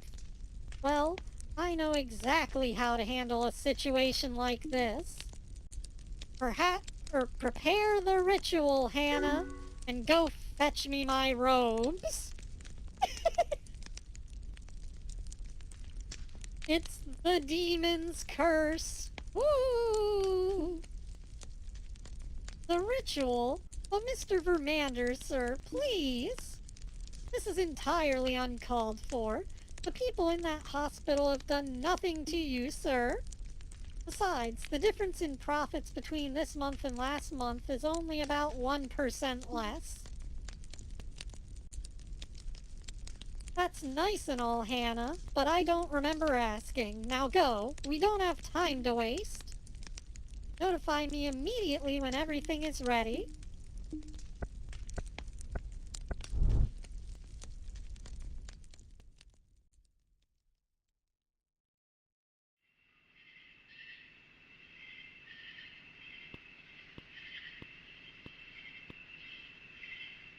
Well, we haven't seen any thick furries so far.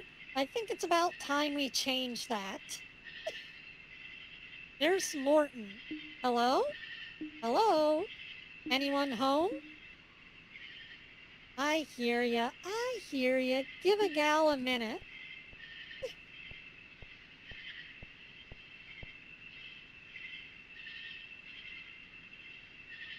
Dr. Ida is one hell of a lot of anteater. Yeah? Ah, hello there, Dr. Ida, I presume? That's me. Who's asking? Fantastic. I'm Morton, the nurse whose transfer request you received. Transfer request? What in the world are you talking about? You aren't aware? Surely you've read the email concerning me.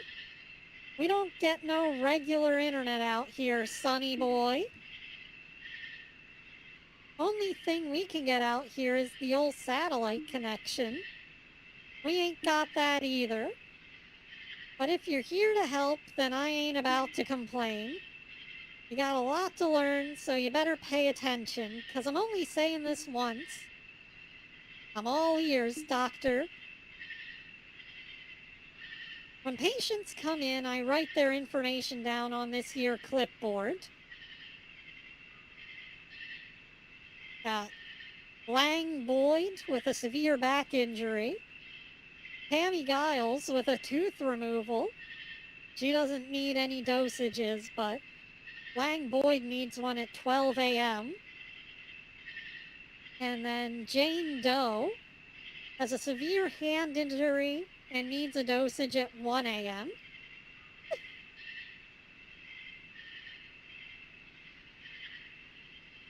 When the patients come in, I write their information down on this clipboard. Wouldn't it be better to use the computer? No.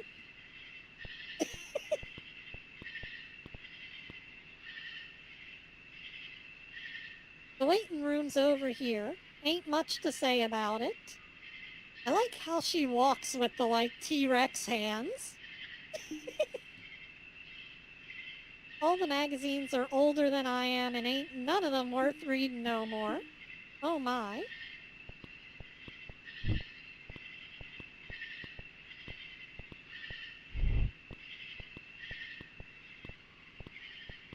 We got 8 rooms. 3 are occupied and the rest ain't. Mr. Langboyd is over in room 6A. He had a pretty bad back injury, but we fixed him right up. Miss Tammy Giles is in 7A. She needed one of them teeth pulled, and we ain't got many options for anesthetic. So I gave her some of that old-fashioned medicine I keep under the sink. She'll be a little dizzy for a while, but everything else went smooth as silk. So we got one of the patients drunk. Impressive. There's a woman in 3A, too. Poor thing cut her hand up real bad on her job, then tried to hide it. Her boss found out and sent her here. I ain't managed to figure out her name, so I wrote her down as Jane Doe and patched her up. Ah, mystery. I wonder who she is. We ain't known to ask too many questions round here, Mr. Morton. We're here to help. Got it? Understood, Doctor. We got 2 bathrooms, an operating room, and something like a kitchen. Oh, excellent. The lights in here don't work half the time. We keep our medicine supply in the OR, but most of the bottles are empty 'cause the budget ain't paying to refill 'em. And there ain't nothing else in the fridge, so don't even bother checking. Oh? Does anything in this hospital function as intended? Not really. That's about it. Let's head on back to the front desk so we can get you signed in and start your first shift. Seems like all of these situations have run down, dilapidated something or another. Just down on their luck furries trying to make it by in the world. Except for that first game where the lady got stuck in the woods. That old sign-in sheet is somewhere over there. I suggest you go ahead and start searching for it yourself, 'cause I ain't about to come looking for it. Understood, Doctor. I'll find it. In the meanwhile, I'd better go make my rounds and check up on the patients. Come and get me if you need something.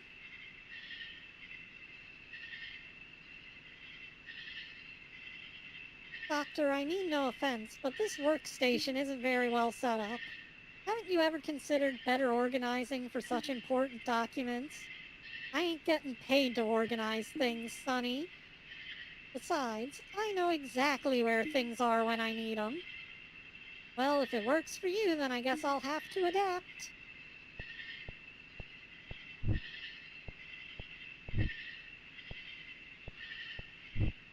No one in there. No one in there. Aha. How you doing, dear? Okay. Hand is fine, no? You ain't got nothing to worry about. It'll regrow back as good as new. Good. Thank you. You're most welcome, dear. Try to get some rest. I'll check back in later. Yes, yes.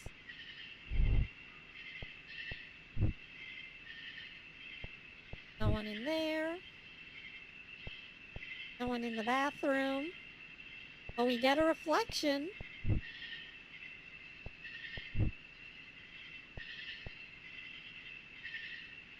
Geez. Everything all right in here?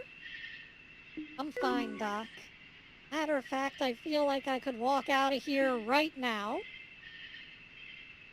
Ow. See, he can't even laugh without it hurting him. This is exactly why I said, Lang baby, please stay off the roof. It's dangerous. We can pay someone else to clean the gutters. But did he listen? No. He said, nah, baby. The only one who cleans my gutters is me. He waited until I left for work and then tried to get up there himself. One little gust of wind, and next thing you know, bam, straight into the hedges. You know, I could have done it if the wind hadn't picked up. That's not the point. You shouldn't have been up there in the first place. Doctor, can you please give this man something to fix his terminal lack of common sense, please? I like her, too. Very sassy. Sorry, honey, but we ain't got nothing to fix that. Now, you two try to take it easy, all right? I'll be back later on. Currently, 1:15. I feel like we should have given him his pain medicine by now. How you feeling, dear? Hey, Dr. Ida. What are you doing here? This is the one that we got drunk, by the way. Still ain't sobered up yet, huh? Nope. That's fine, dear. At least that tooth ain't gonna bother you no more. Just give it some time and try to get some rest, okay? Okay. All right, that's everyone. I better go back to Mr. Morton. Dr. Ida, the phone started ringing while you were gone, so I answered it. And? Caller won't stop going on and on about rituals and demons, among other things that I don't understand. I think that it may be best to talk to her. Why, there's always something.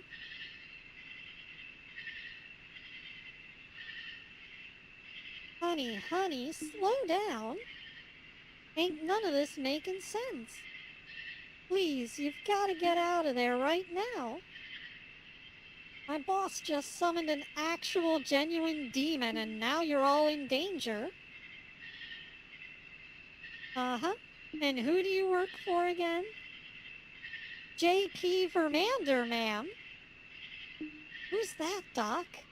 He's some rich city boy who moved out here when he inherited his family's estate. A lot of folks around here have to pay him rent just 'cause his family owns the land. Yes, that's him exactly. I don't know all the details, but there's a blood pact and a demon and a curse and all kinds of other stuff. You need to leave now. Once the clock strikes 10, you won't be able to leave. Honey, that's less than 2 minutes. Ain't no way we're getting everyone out of here that fast. My goodness, I didn't expect the stakes to be this high on the first night. But I'm committed at this point. Is there anything we can do to help your situation? I did go snooping in a few old journals kept by the Vermanders. Based on what I've read, if you can make it to sunrise, the demon will leave. But there's a bunch of rules you'll need to follow in order to keep yourself safe. For example, every hour until sunrise, the demon will enter the place it was summoned to. It will travel down the nearest hallway in search of blood, specifically your blood. Its own rules prevent it from opening doors to search for you, so keep those closed.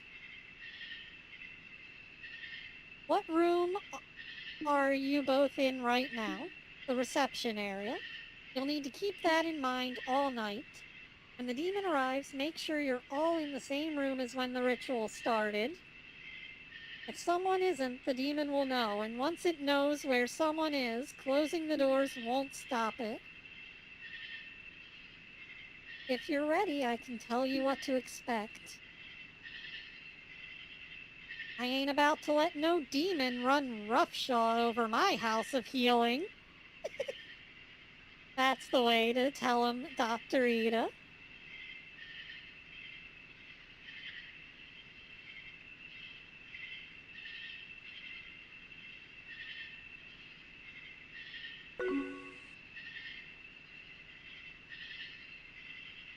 Heyo, Kuga. Welcome to the stream.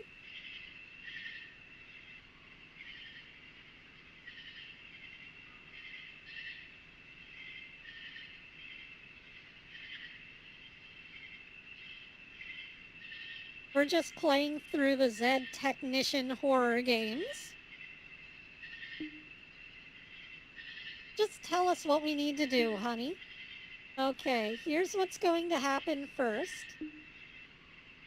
The demon places a lot of emphasis on windows for some reason. It'll try to use its powers to open up windows around itself. You're gonna need, and I cannot stress this enough, you're gonna need to close any and all windows before the hour's up. Leave one open, the demon gets stronger. You don't want that, alright? If you finish with everything you need to do before the hour's up, try start staring at the clock. I'm sure it'll help pass the extra time faster.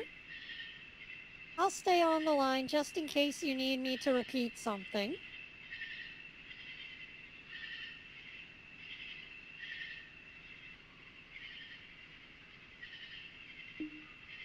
Good luck, and please be careful.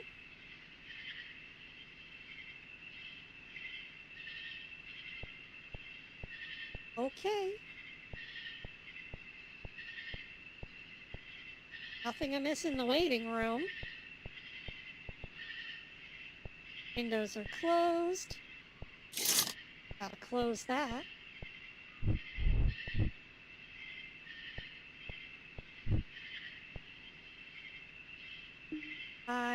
Hired. On work? Sleep for a minute, then hand caught. Fell asleep at work and that's how your hand got like this? Yes. Oh, you poor thing. Well, at least try to get some rest while you're here, alright?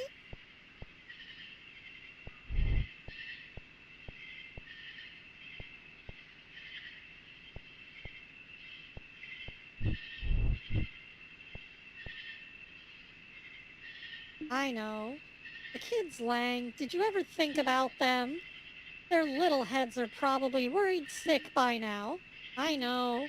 I owe them an apology for making them worry. I owe you one too. Hi. You two all right in here? Yeah, we're fine.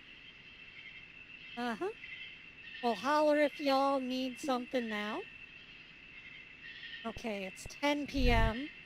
He needed pills for his pain at 12.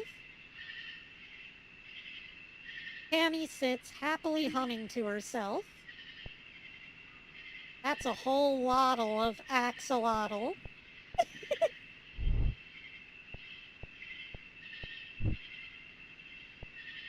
Everything's closed in there. Nothing in the kitchen. And there's the pain pills in the OR.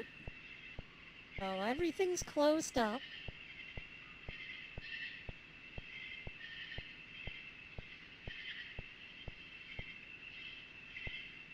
Go ahead and close this door so the demon can't get in. Doctor, are things usually this hectic around here? Not really. I usually ain't got no more than about 1 or 2 patients in here at most. But we got 3 in here tonight. That's not really what I meant.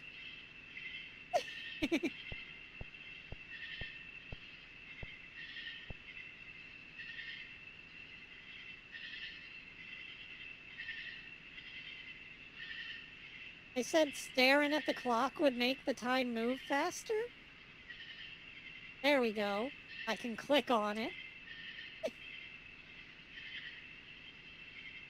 The time was 11 p.m. All the windows were closed, and then it arrived.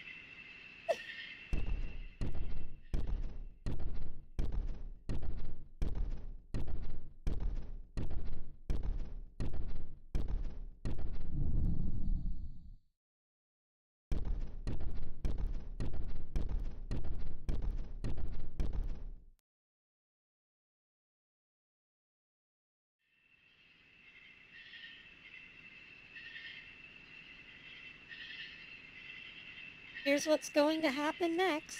The demon will try to draw power from any lights it can gain access to, right? You'll know it's inside a room trying to siphon power when the lights start flickering. When it happens, all you need to do is enter the room, close the door, and shut your eyes for a few seconds. You're really going to need to use the space inside your mind to focus on this to work. The space bar. You'll know it worked when the lights stop flickering. Make sure you do it right, okay? If you don't, then... Doctor, you look tired. That's 'cause I am. And let me handle things this hour. You should rest. Now we're Nurse Morton. Doctor, why is this hospital in the state that it's in? And what do you mean by that? Well, there's hardly have any supplies here and you seem to be understaffed. Plus, we're lacking a lot of modern equipment. Mr. Morton, we're a small hospital in an even smaller town. We ain't got much to work with here. We take what we have and make it work. I see. Okay, so Lang needs pills at 12 a.m. Jane Doe needs them at 1 a.m. Currently 11, so let's get to work. Window, window.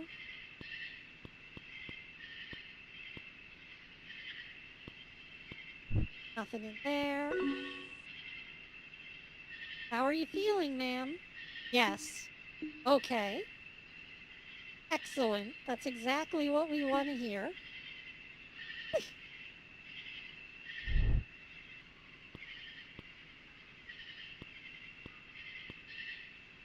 Nothing in here. Nothing in...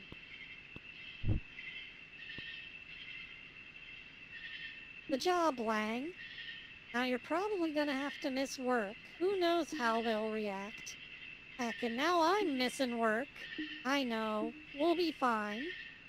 Watch, come morning I'm gonna walk out of here good as new. I sure hope so. The lights are flickering, so we gotta close our eyes.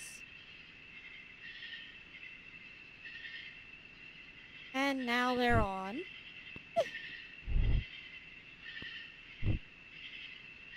Uh-oh. Someone's missing.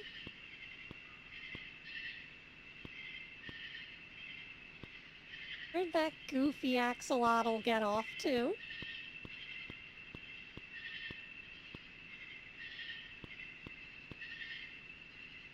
Not in the bathrooms. Here she is. Hello? Ma'am, this is the waiting area. Strange things are happening tonight, and I need you to get back to your room, please. My bad. I'll go back now. She's so sweet.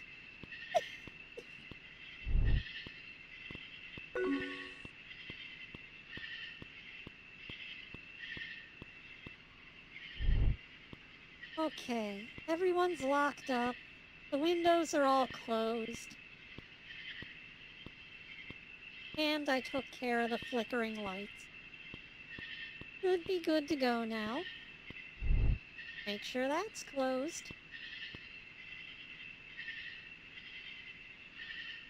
Now 12 a.m. All the windows are closed. None of the lights are flickering. And then it arrived.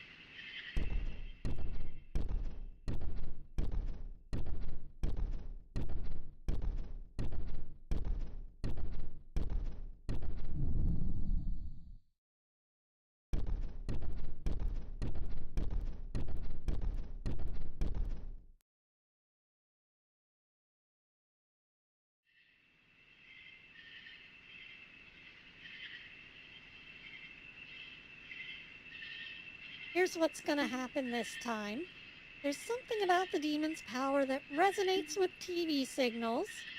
It will try to turn on any TV it can manage to gain access to. They never show anything besides static once it takes control, but that's still bad. If it happens, just turn the TV off. That'll kick it out for a while. Don't leave any TVs that it's controlling on, alright? I ain't as tired anymore. You can let me handle things this time.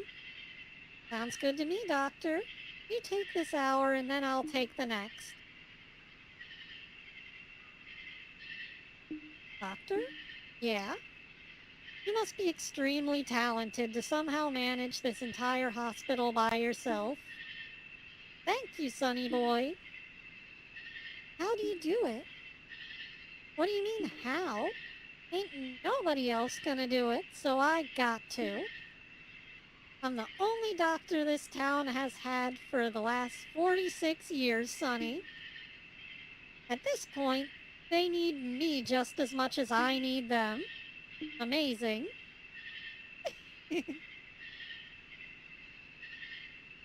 Time for Lang's pills, so gotta head down to the OR. See anything in here? Nope. Close that window. Nothing in here. Best room in long time.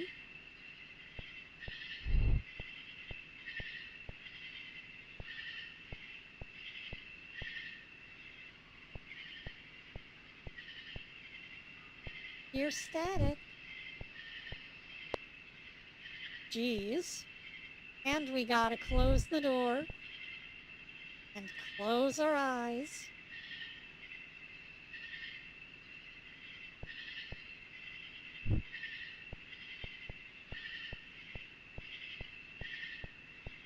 And I gotta head down to the OR.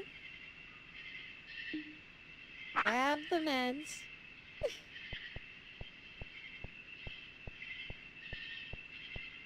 Take them over to Lang. Here, it's time for some more pain meds. Just in time. My back was starting to act up again.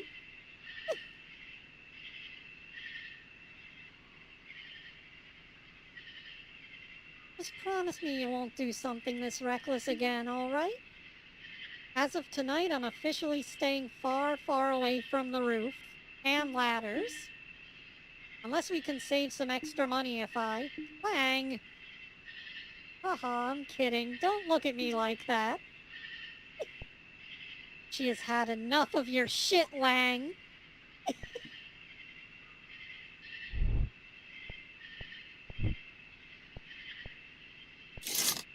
Gotta close the window. Track down that axolotl. Thankfully, I already know where she's at. Hey. Honey, this is the OR. You ain't supposed to be in here. You need to go on and get yourself back to your room now. My bad. I'll go back now.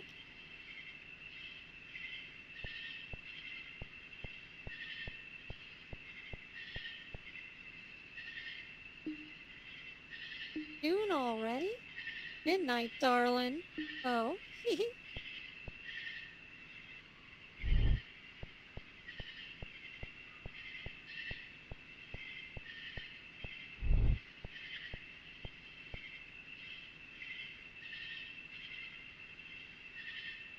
time was 1 a.m. All the windows had been closed. All the televisions had been turned off. And none of the lights were left flickering. Then it arrived.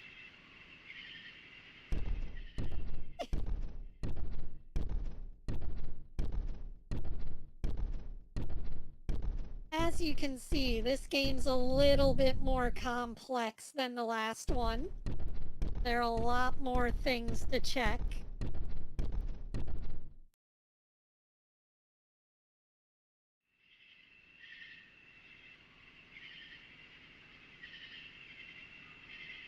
But at the same time, you don't have to decipher orders, so it's not as bad. just going down a checklist. Here's what's going to happen next. You'd be surprised how much the demon's power resonates with electronics. It can gain access into the phone lines and try to gain power too. If you notice the phone continuously ringing, then that's exactly what it's trying to do. Now this is going to sound crazy, but you'll need to pick up the phone and listen. Pay attention because this part's important. If you hear anything, and I mean anything, you gotta recite the mantra. Your presence is not welcomed here. You must depart immediately. Don't worry, you'll remember it when the time comes. But if there's silence on the other end of the phone, then keep quiet.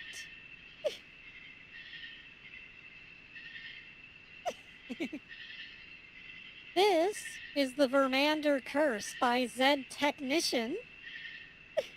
We're playing through a bunch of Zed-Technician's games today. He has a particular art style that's very unique. Silence means it hasn't properly figured out the phone's location yet, and you don't want to give it any clues, alright? So if you don't hear anything, don't say anything. If you hear something, say the mantra. Time for Jane Doe's pills. But what about you, sonny boy? There's a lot of other places you could have transferred to. I ain't yet figured out why you went and picked this one. I thought this would be the best decision for my daughter and I in the long run. A nice quiet town in the countryside sounded ideal for us. Of course, it wasn't as quiet as I thought it would be. But it's still nice. Well, Mr. Morton, if you make it out of this, I'm throwing you both a nice little welcome to town party. Now that'd be just lovely, Doctor. Zed-Technician, Z-E-D. That's how they say the letter Z in European land. You listen closely. You don't hear anything. Say nothing. You can sense the present has left the other side of the phone.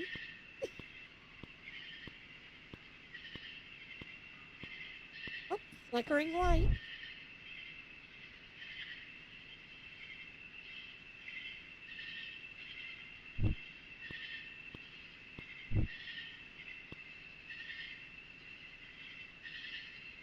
Hurting. Anything do? Yeah, I gotcha. Someone's gotta take care of poor Jane in her hand.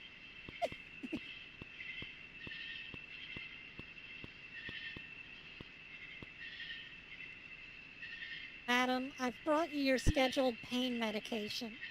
Yes, good. He's in the next room. Close the door. Go to the TV.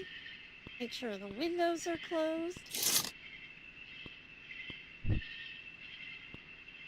Check on these two.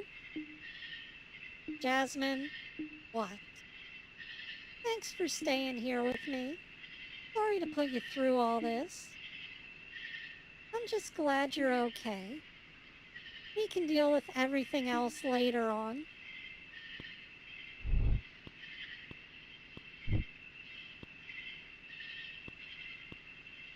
No TV. No phones. No lights. Annie ran off again. Hey, ma'am, please. Strange things are happening tonight, and I need you to get back to your room. My bad. I'll go back now.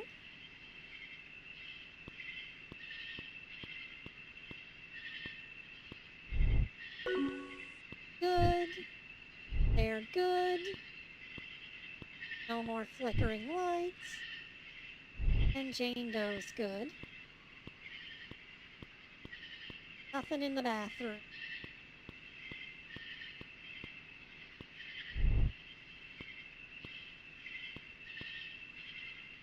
Nothing in the waiting room either. Time was 2 a.m. All the windows had been closed, all the televisions had been turned off, none of the lights had been left flickering, all the phones had been answered, and then it arrived.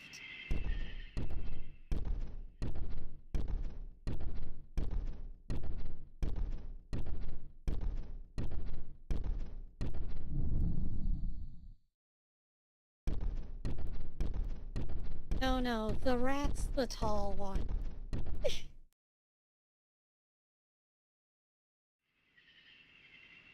We're switching back and forth between Nurse Morton and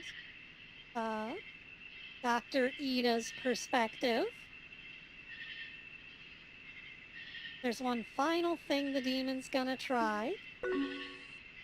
Ritualistic candles. It has the power to manifest them inside its area of influence. Vital and very important that if you see one, you extinguish it. If you let it keep burning, the demon will be able to draw power from it. It won't try anything new after it gets to this part, so you don't have to worry about any more new rules. Oh, and I also forgot something. This part is important. Whatever you do, make sure you don't. Well, make sure you don't.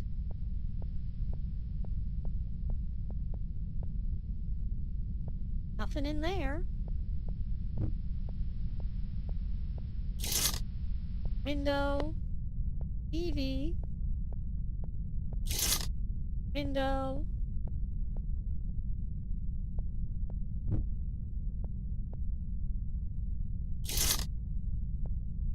Window. Thankfully, Jane Doe's gone to sleep. Window.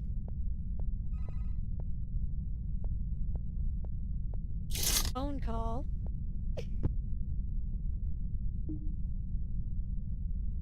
Don't hear anything from the other side.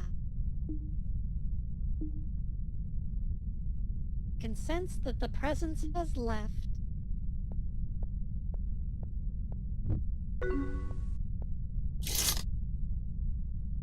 Seems everyone's gone to sleep. Oh! There was a monster trying to crawl through the window.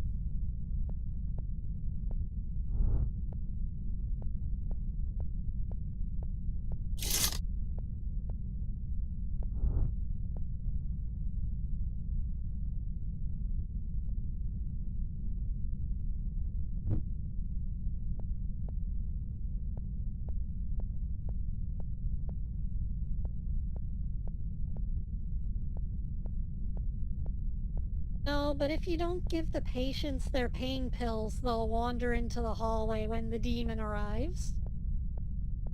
That's one thing you gotta watch out for.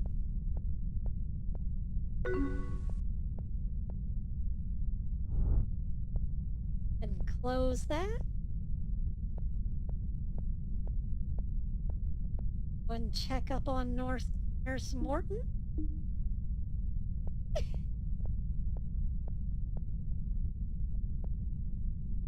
We're good. It's 3 a.m. All the windows had been closed. All the televisions had been turned off. None of the lights were left flickering. All the phones had been answered. And all the candles extinguished. And then it arrived.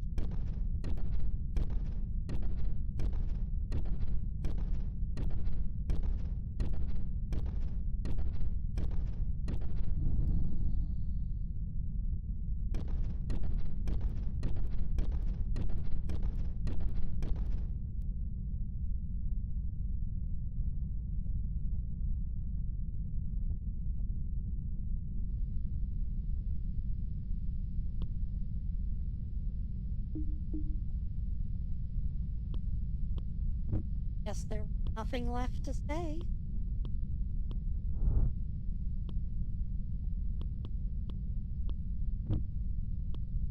To get to work.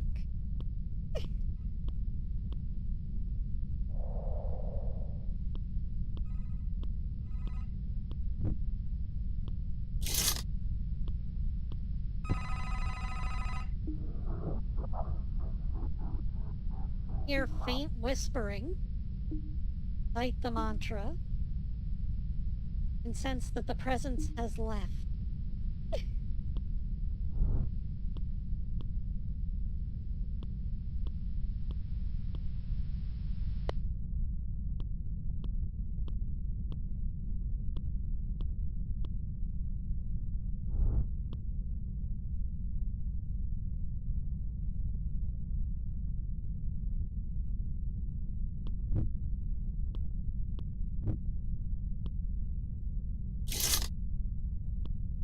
Window.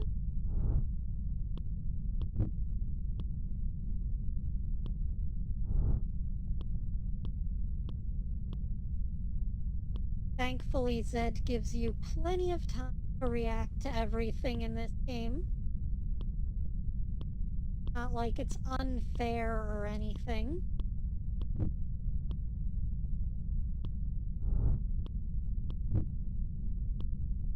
Double check on all my patients. I don't want to be having no patients turn into more patients.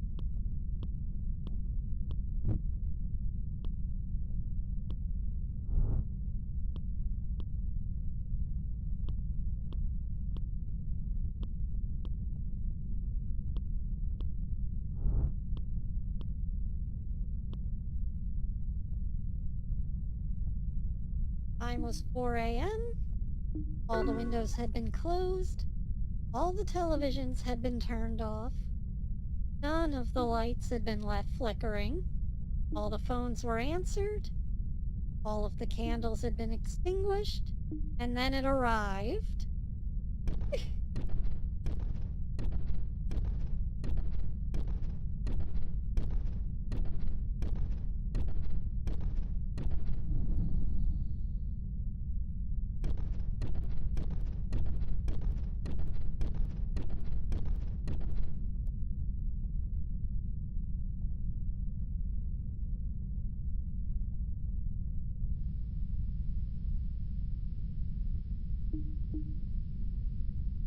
Still nothing to say, huh? Waiting room. And over.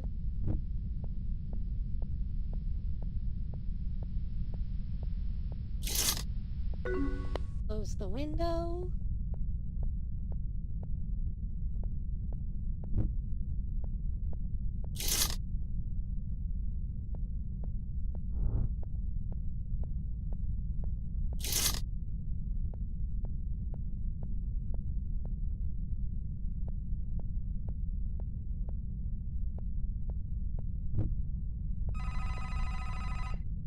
Ooh, lots of things in here.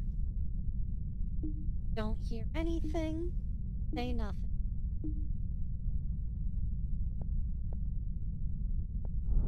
Close the door. Close your eyes.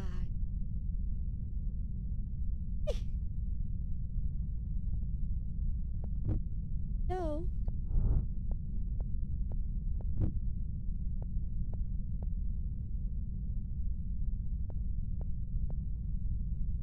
Wish I could sleep sitting up. But I guess whenever you've got that much back, you kinda gotta.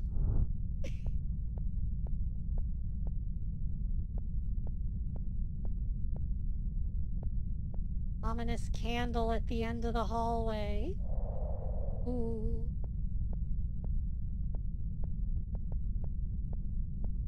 Oh, I saw him around the corner. You...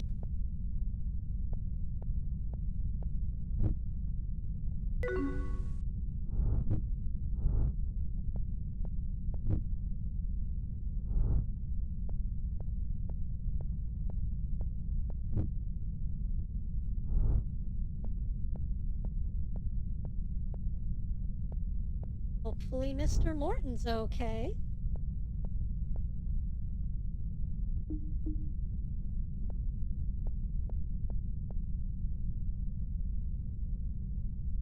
It was 5 a.m. All the windows were closed, all the televisions were turned off, none of the lights were flickering, all the phones had been answered, all of the candles had been extinguished. The sun began to rise upon our little town. The demon could not stay in this world much longer. However, in direct violation of the Vermander Pact, no blood had been spilled that night. The most important part of the pact had not been fulfilled, which meant that the agreement was null and void. After generations of being enslaved to the Vermander family, the demon was finally free. And though it did not have much time left, it knew exactly how it wished to spend the rest of its final moments.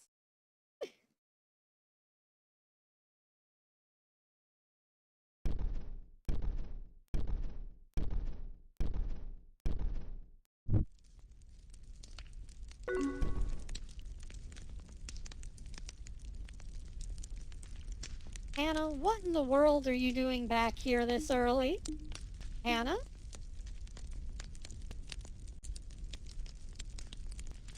Oh, it's you. Don't you have some work to be doing? What do you want? Why are you looking at me like that? Don't you go forgetting that you work for me, mister. I command you to get out of here. Why won't you listen to me, you stupid?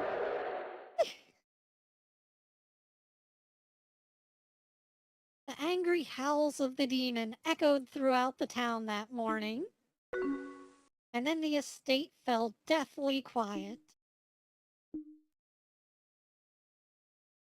As it turned out, Hannah hadn't left the Vermander estate that previous night. She had been far too tired to return home after feeding instructions through the phone all night. Instead, she fell asleep in one of the manor's empty rooms. She was awakened by the awful noise emitting from upstairs. Hannah climbed the stairs and quickly made her way over to the office. Inside there lay J.P. Vermander, beaten, unmoving, and absolutely mangled. But against all odds, he was still alive. Hannah had a choice to make. A large part of her wanted to simply leave him there to give him the same disrespect and disregard that he had shown to others. She turned to leave, but deep down she knew that she wasn't, or that this wasn't right. Bad as as bad as he was, she would not stoop to his level.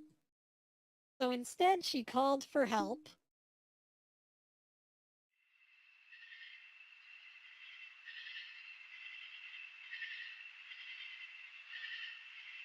In an ironic turn of events, J.P. Vermander's life was saved at the very same hospital he had tried to rid himself of. Despite their rightful and justified anger at the man, Dr. Ida and Nurse Morton treated him no different than any other patient, and he was soon on the road to a full recovery.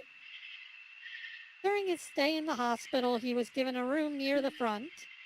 Day after day, he watched the patients as they came and went. He watched as the hospital's only doctor and sole nurse did their best to help every person that arrived. As he watched, he realized something. Those confusing numbers that on that little piece of paper actually meant something. Those numbers represented actual people and people with lives and emotions. People that just wanted to get the help they deserved. Took a near-death experience at the hands of an angry demon and an intensive stay in the hospital. But JP finally felt something that no Vermander had felt for a long time. Remorse. And he vowed he would do everything in his power to try and make amends.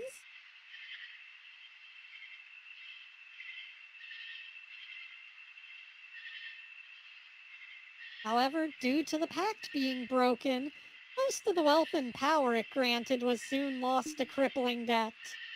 With no other options, JP sold off his estate and assets to pay his dues.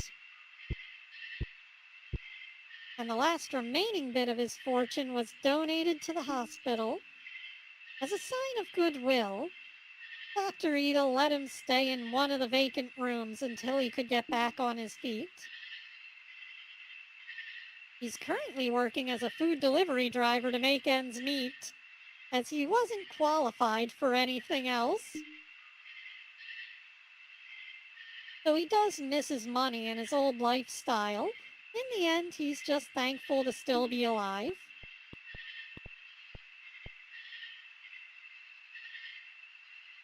Morton settled into his new job as nurse just fine. Despite the rough first night, he grew to love the strange new town and its people. In the end, he knew that the decision to move here was the best one for both him and his daughter. Ida is still the best and only doctor in town.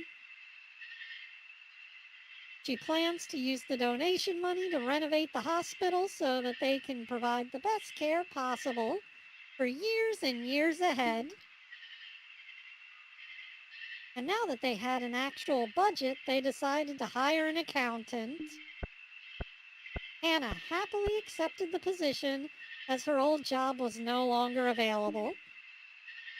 She's glad to finally have a boss that appreciates her hard work.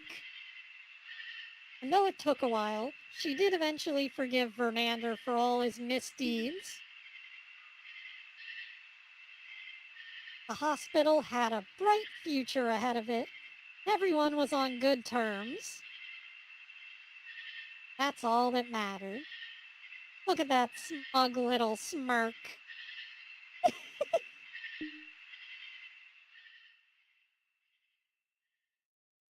Just don't let her kiss you or she'll suck your face off.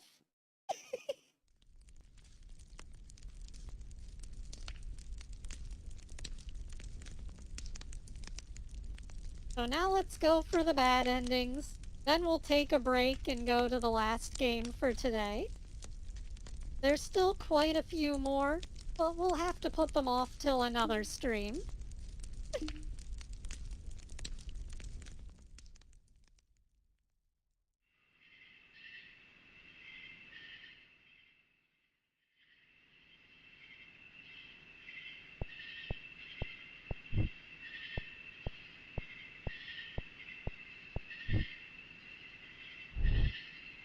Right, the patients get all jumbled around after after a new game.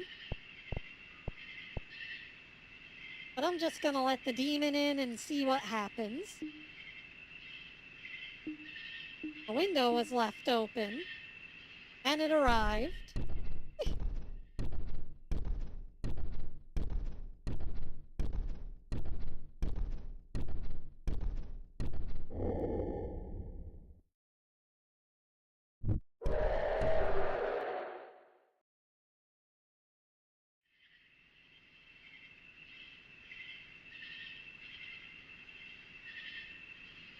That demon, it was in here. I ain't never seen nothing move that quick before. It swooped Mr. Morton up like it was nothing. Oh no. This is a house of healin'. How dare that Vermander do this to us? We just wanted to help people. Believe me, ma'am, I know. We can deal with him later. Right now we need to focus. The demon will try to draw power from any lights it can gain access to. You'll know it's inside a room trying to siphon power when the lights start flickering. When it happens, all you need to do is enter the room, close the door, and shut your eyes for a few seconds. You're really going to need to use the space inside your mind, blah blah blah, we've read this before.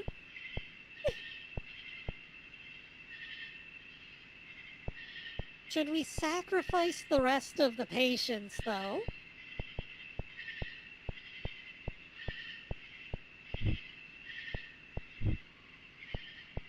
There's Jane Doe.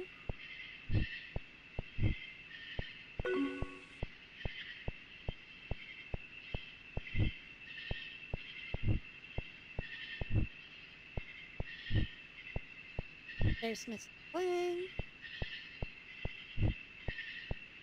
The axolotl's probably in one of these bathrooms. Yep. And away we go.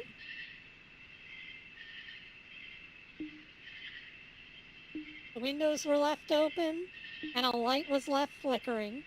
The demon was empowered even further. It had now almost fully manifest. By this point, the pain meds given to Mr. Lang had worn off. So despite his wife's insistence to stay put, he went to inquire about it. Slightly inebriated, Tammy had wandered out of her room. She was currently standing in the bathroom. And then it arrived.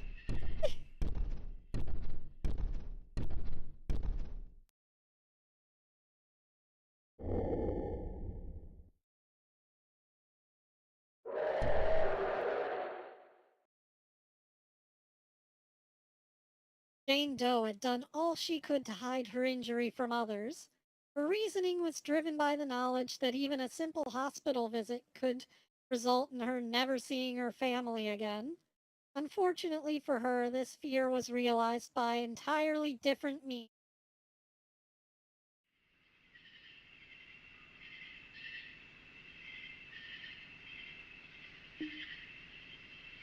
Please tell me you didn't forget something. Can't let this thing do any more damage than it already has, so please try to focus.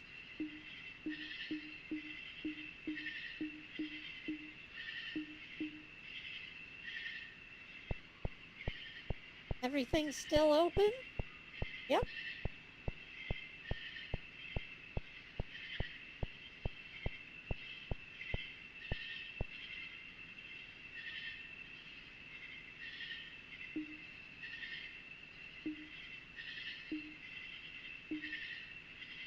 The demon was able to draw power for a third and final time, which enabled it to fully manifest. There would be no stopping it now.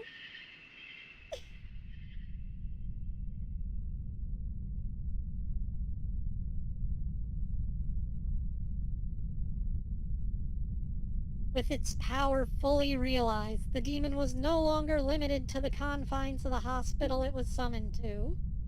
One can imagine the destruction a powerful, all-seeing demon could bring upon a small, unsuspecting town.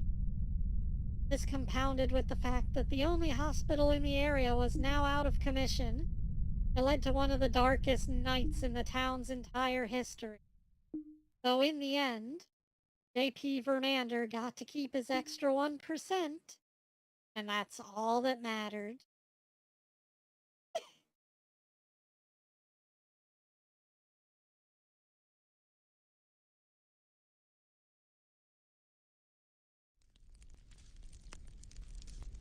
So yeah, that was the Vermander Curse, guys. I'm gonna take a quick little 5-minute break, and we'll be back for one more game. The Midnight Maid Night. You guys in 5.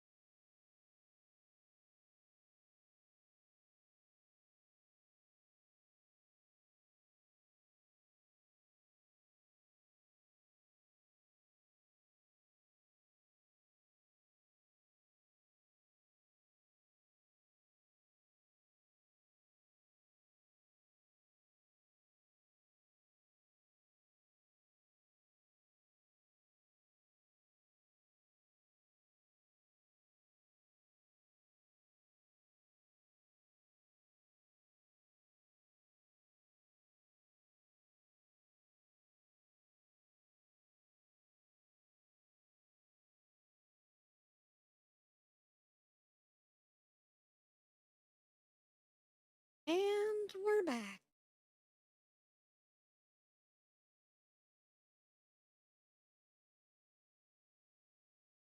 Let me just get the game file.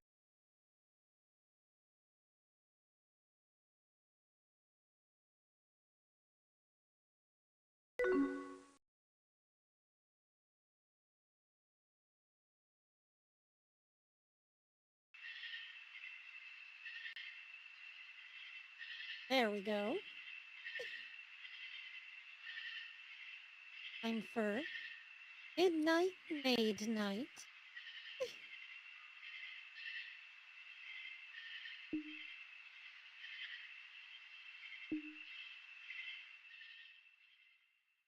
Thank you very much.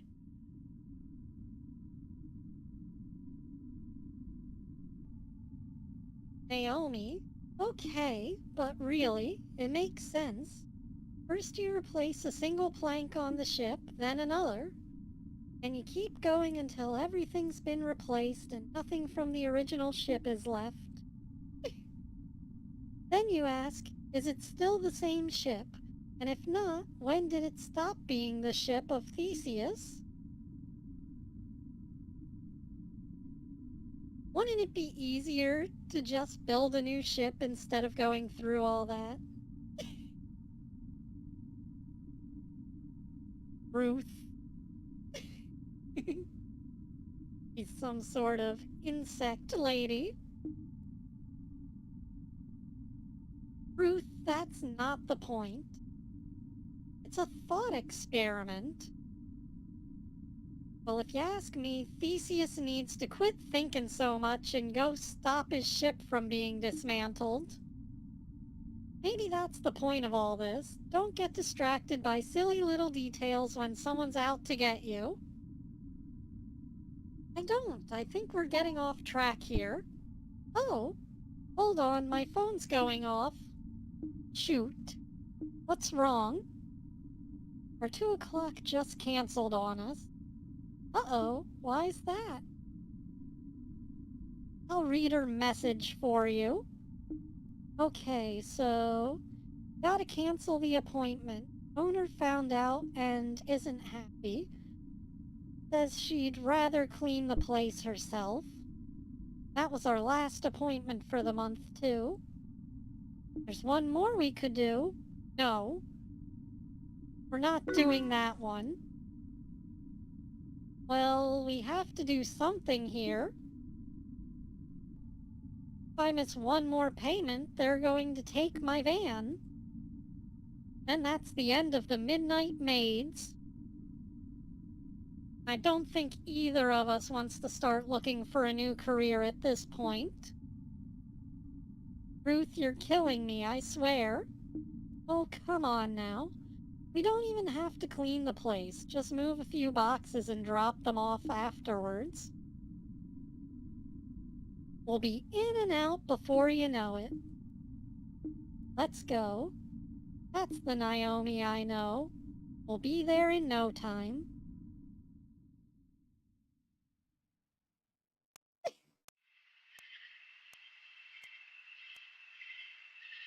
She's a very busty cockroach.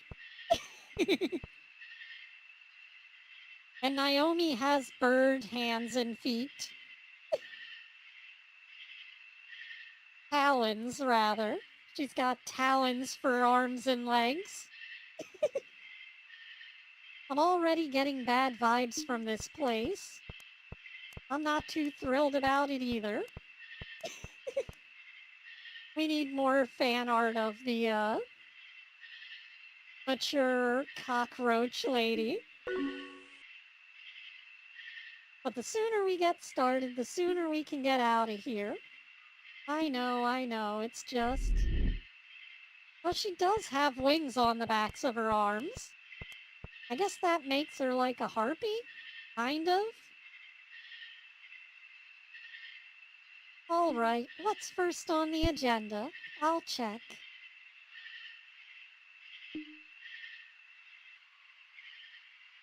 The estate's been sold and the previous owner's possessions are being auctioned off tomorrow. We hired some movers, but they unexpectedly left a few hours into the work. Haven't replied back yet. The previous owner is currently unavailable, so I need you to finish the job. All you need to do is pack up whatever items are still left and drop it all off at my place. You have more empty boxes than you'll need to use. You may put any unneeded ones back on the bench. Sounds easy enough. You send them a message and let them know we're here. I'll start picking up in here first. Joke. Now, a curious thing is that we can hold a box in one arm, but as I've found out, you can also just keep picking up boxes because she has 4 arms. So you can hold 4 boxes at once.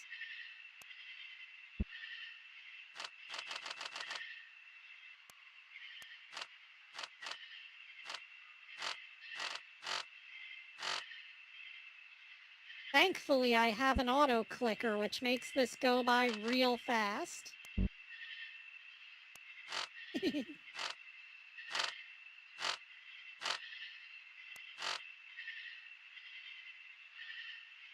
There we go. That's this room taken care of. I'd better go ahead and take this box out to the van. Be right back.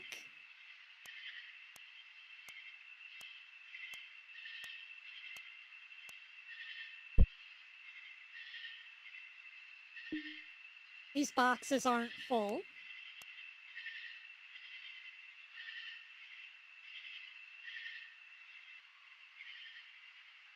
Oh, hey, Ruth. You didn't tell me that the old homeowner would be here. Scared me almost half to death when he showed up. Terribly sorry about the fright, ma'am. Though I do have a question I feel I must ask. Your attire suggests you're here for work. Please tell me, has something happened? My friend and I were contracted to move things out before the new owners show up. New owners? So we finally lost the estate then. I should have known. But never mind that. I must suggest you two return in the morning. Things tend to get very strange in this house at night. Tomorrow? I can't do daylight. And I'm nocturnal, so we only work at night. Besides, if we don't finish the job tonight, we don't get paid. I see. Well, we can't have that. In that case, you'll need to keep a close eye out for my father during your work. The man had his fair share of demons in life. And in his current state, he's only gotten worse. But don't worry. The lights in this mansion tend to react to the energy he gives off. Should they begin to glow blue, then you know he's on his way. I'm sure you'd like to know what you should do at that point, right? Family such as ours has its share of enemies. And because of this, every room in this mansion has a secret alcove to hide in. My father has long since lost the presence of mind to check these hiding spots, so you should be safe there.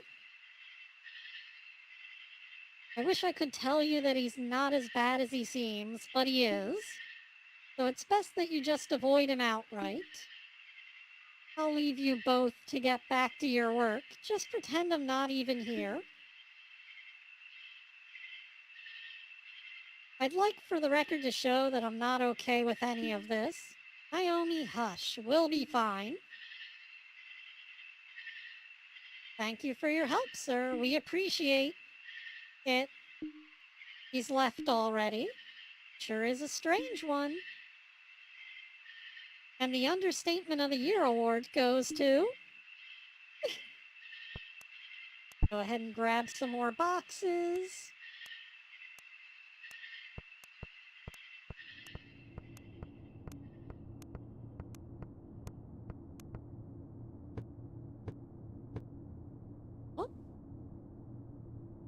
Oh. One would not be able to tell it now, but our dining room used to be quite the grandiose sight. All manner of patricians had graced this room, though I sometimes wonder if they still would have visited had they known what truly went on here.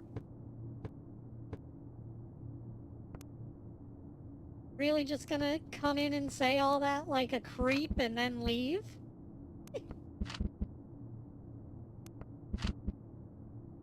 Just make sure the candles don't turn blue.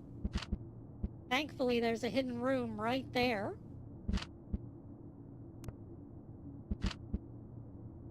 Oh, time to run.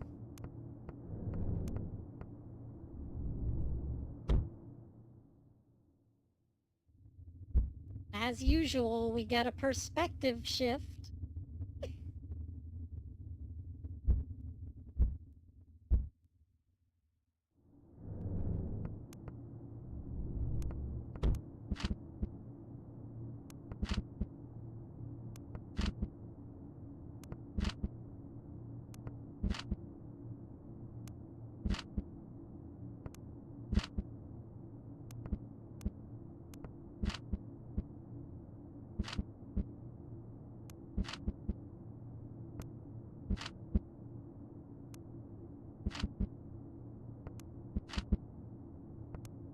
Oh, back in the hole.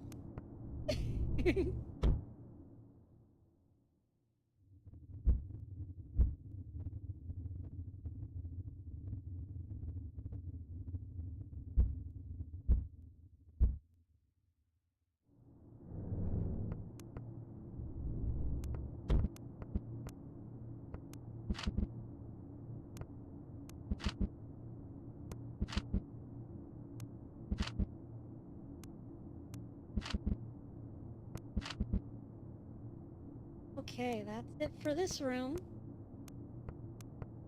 Go back out front and dump off the loot. Here we get a map that shows us which rooms we haven't finished yet.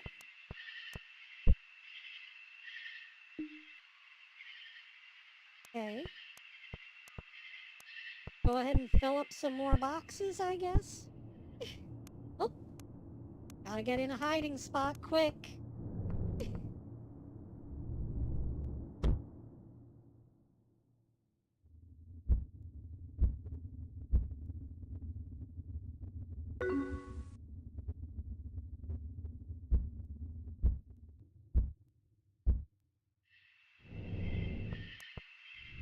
Yeah, we can also ask her if a room's been completed or not.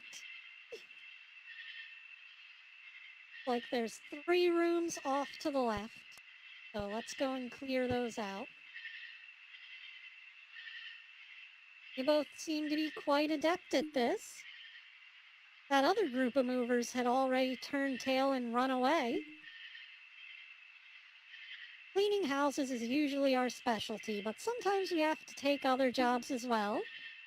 And then I get dragged into some insane situation just because we need the money. Like last month, we almost got buried alive in the church's basement. How does one end up in a predicament like that? Good question. Maybe it's because someone accepted without reading the entire job description. It said groundbreaking work, didn't it? How was I supposed to know? You see what I have to go through? My, you sure are something else. I wish we had more help like you during my time. And where are my manners? I never introduced myself. My name is Joseph. Joseph Vermander. I'm Naomi. She's Ruth. It's an honor to meet you both. I don't mean to delay you, really. Just nice to finally have someone to talk to after all this time. I'll let you return to your work.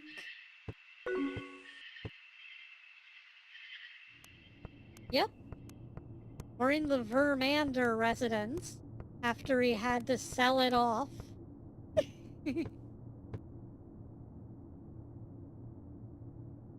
Many a thankless meal has been prepared in this room. While I of course did my best to respect the help, Father wasn't always as accommodating. God forbid you incorrectly cooked a meal on one of his bad days. The ashes contained in that oven aren't from the wood, you know. Screw the chef in the oven. Well, I can't pick up any of these boxes, so I guess I'll have to move on to the next room.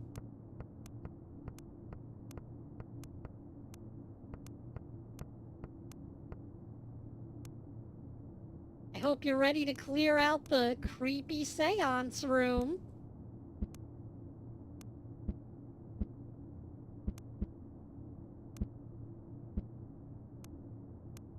Where are the cans? Okay.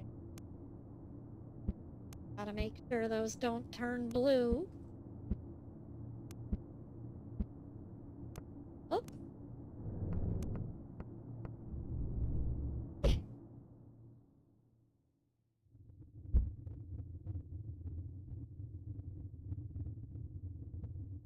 See, this game has a lot more elements to it, with it being a collectathon, but you're just going around picking things up, which is a lot simpler gameplay than the previous game. So, in some ways, this game's more complex from a game development standpoint, because he had to throw more objects into the game world. But in other aspects, it's not nearly as complicated gameplay-wise. Let's see, did we clear out that room? Yep. Go ahead and throw this shit in the back of the truck. And we'll throw down some of these boxes so that we can pick up another one. Okay. This one's partially filled, so I can't drop it. Means I can carry 3 whole boxes. Thankfully, 1, 2, 3. All we need.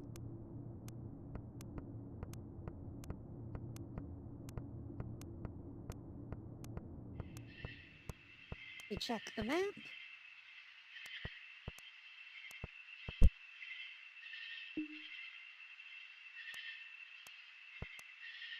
Saying that I missed something there? What did I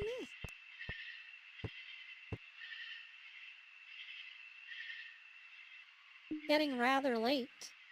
Which means I should probably tell you about Cornelius. Who? A long time ago, he used to be one of my father's servants.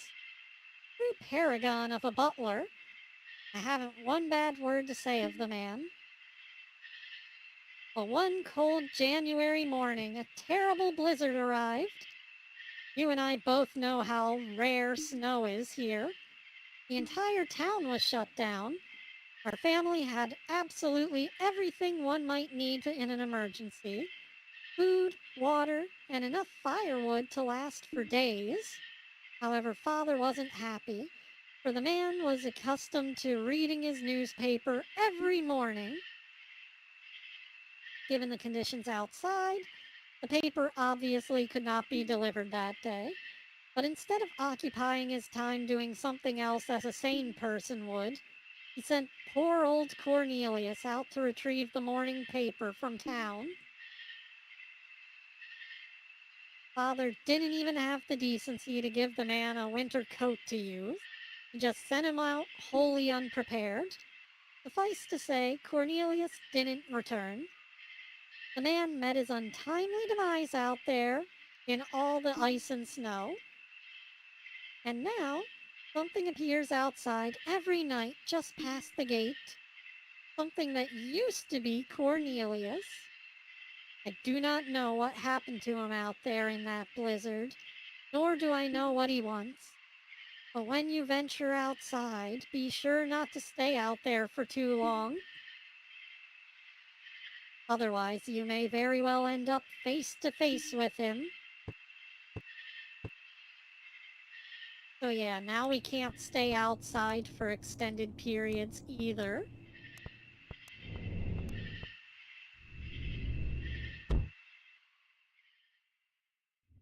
Basically, you have to keep moving until you hide in the wall.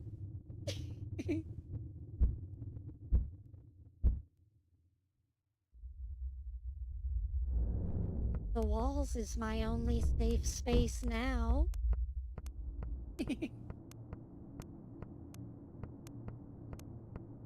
Appropriate though, since I'm a cockroach.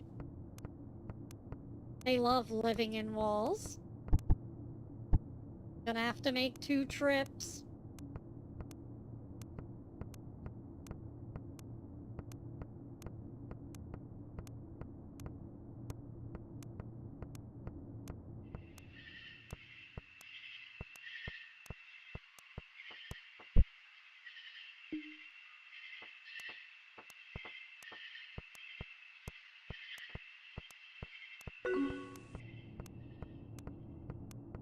Oh, blue candles.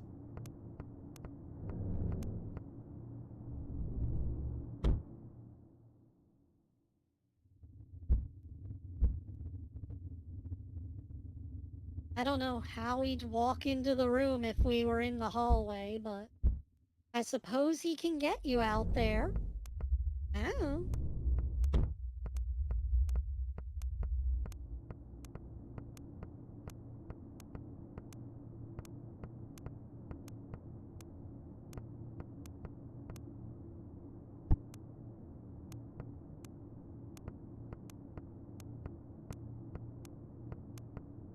More boxes.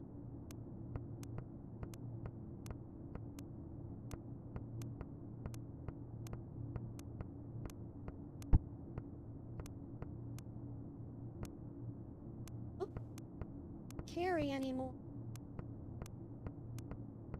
Oh. Fuck, fuck, fuck, fuck, fuck.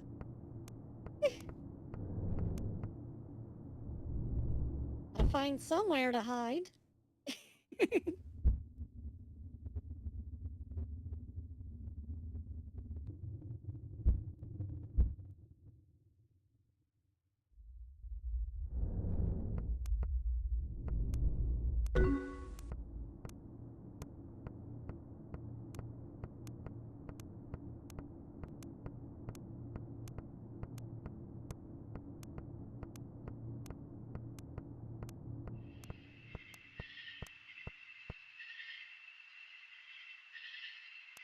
Gotta empty out the basement.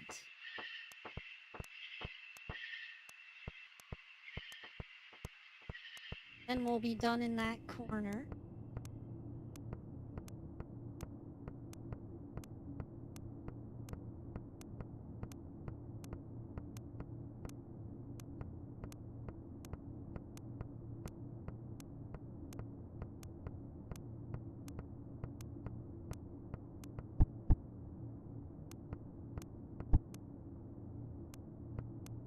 That's everything for this room. Yep, got everything. Oh.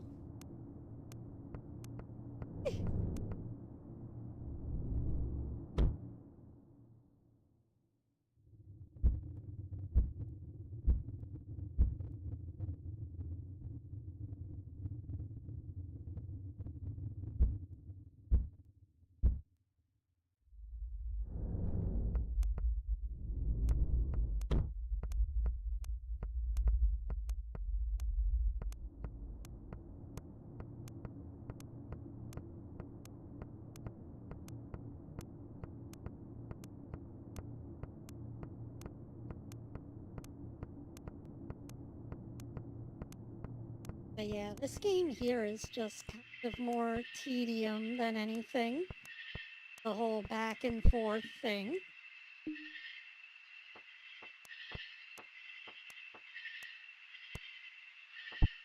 Go ahead and grab some extra boxes now. I get the feeling I'm gonna need them soon.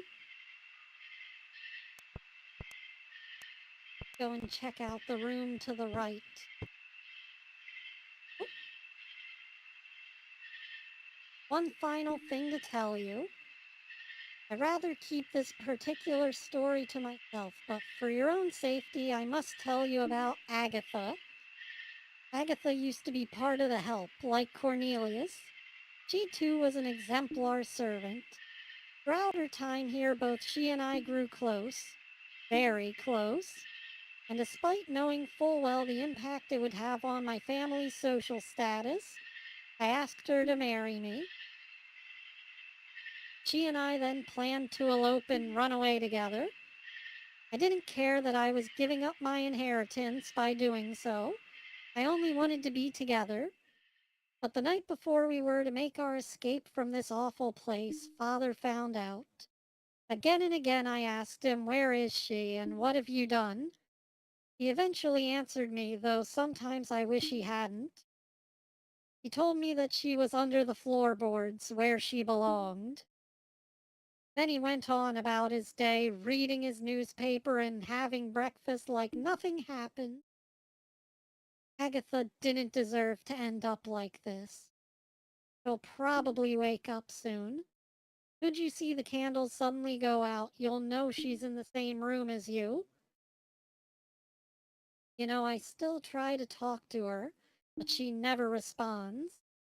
I don't think she recognizes me anymore. She just runs away if I even look at her.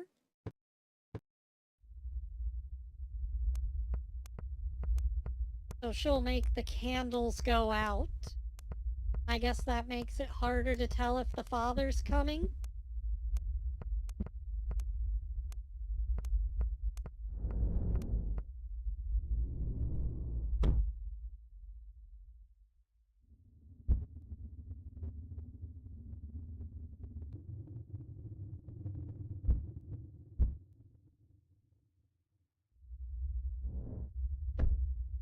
Oh,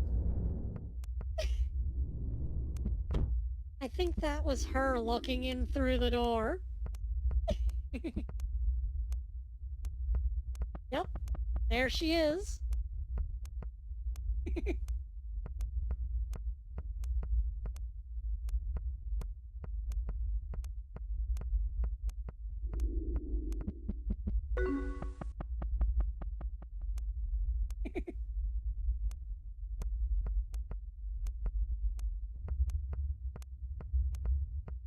Oh, get to a hiding place quick.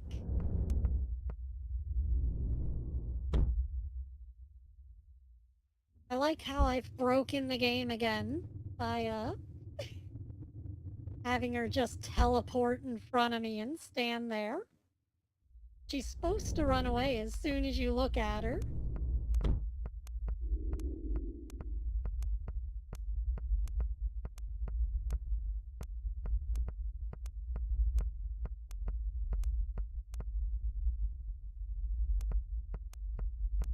Cleared out that room.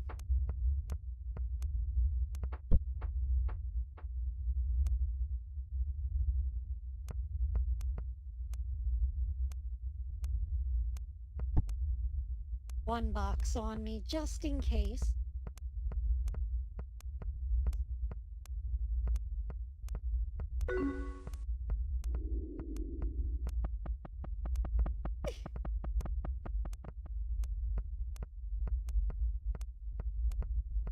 I don't know. I'm just good at finding flaws in the code.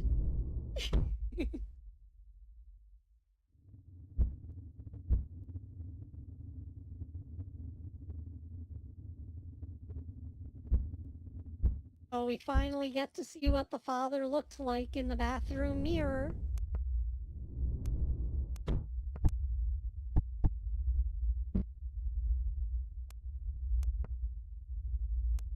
I like how everything has persistent bodies in these games.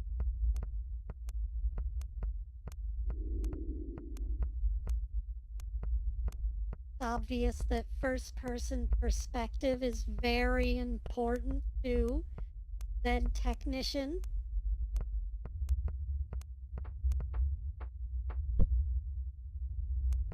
There we go. Oh, there's Cornelius. So we gotta go there, there, and the 4 back room.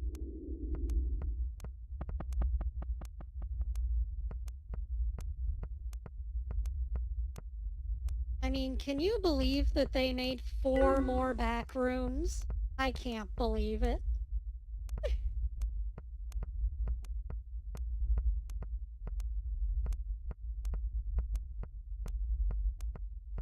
Back into the bathroom.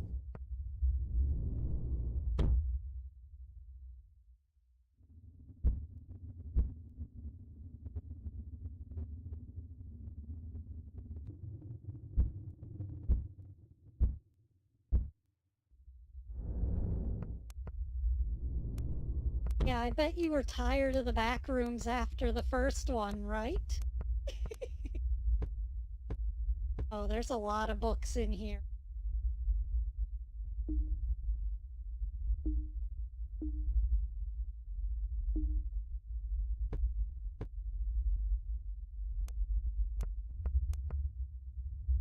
Okay, we'll come back to this room in a minute. Go check one of the other ones.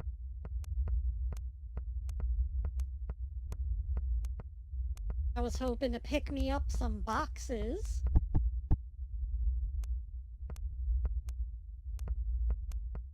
Free in there? Hope so.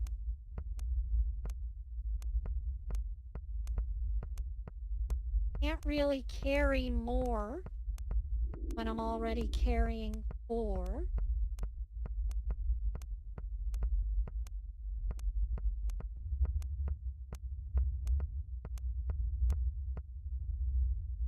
Yep, that takes care of the attic.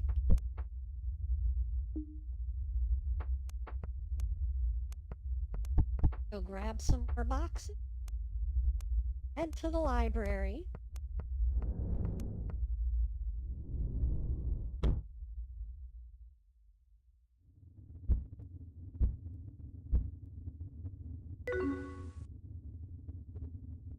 Well, I mean, Naomi could carry a box or two. It wouldn't kill her. You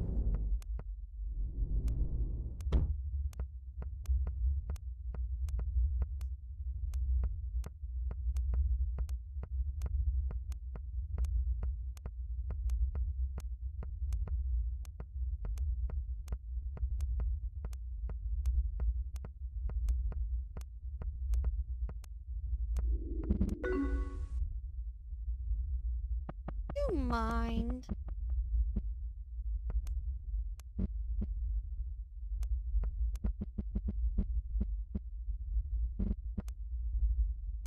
Oh, blue candles.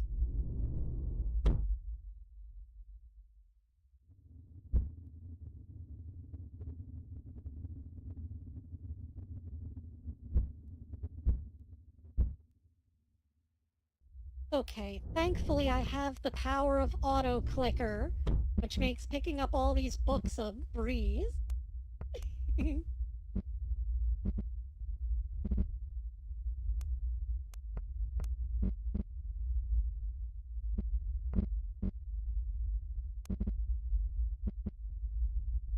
Not cheating if it's a feature of your mouse.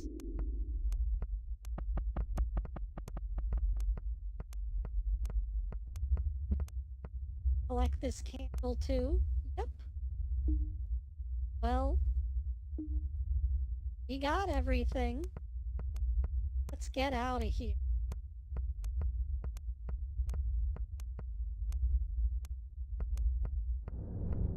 Time to hide in the bathroom again.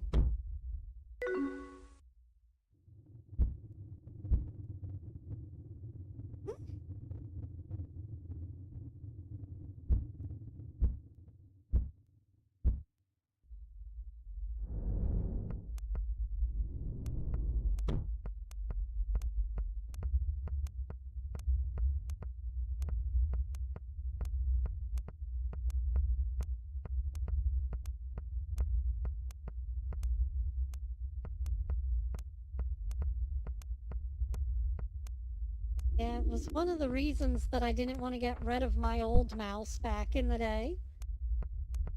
Because I wasn't willing to settle for not having an auto clicker. From what I remember of those small rooms, all you need is the his empty arms at that point. Oh, yeah, see, she won't even let me pick it up now, because all that's left is to go and get boxes from the back room.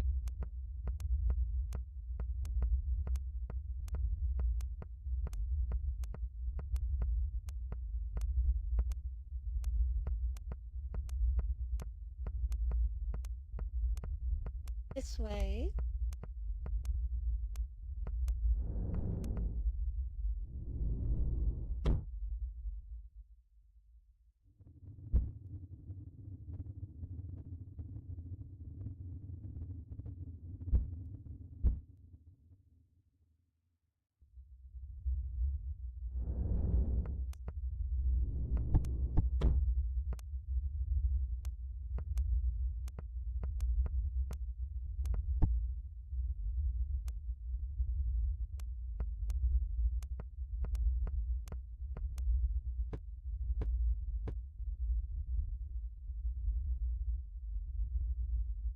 This mansion has been in our family for generations, you know. After my father finally met his end, everything went to me. During my time, I tried my best to correct the past sins of my family. The help were treated fairly for once. I lowered the prices on all of our properties. I even tried returning all those liberated artifacts we used to keep down in the basement. I was well on my way to pulling our family name out of the mud, you know. But then somehow Father became so enraged by my actions that he brought himself back from the dead to stop me. To be honest with you, I wasn't even that surprised. He broke just about every law he could while alive. Breaking universal laws was the next logical step.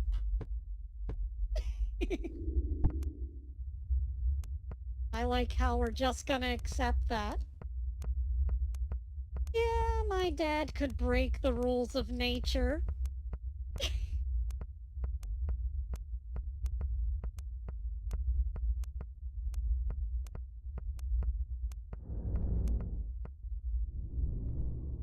And they run when the sun comes up, with their life on the line.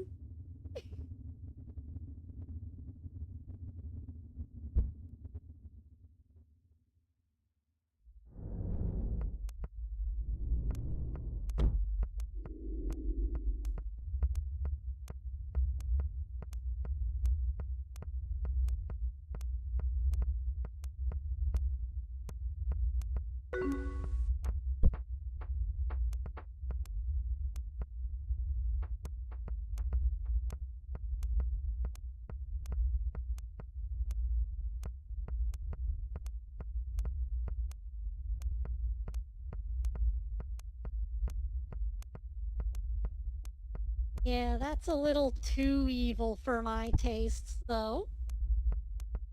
Won't catch me doing that.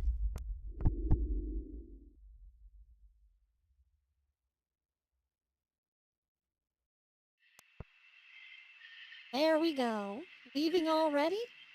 Yep, we're all done here. Thankfully.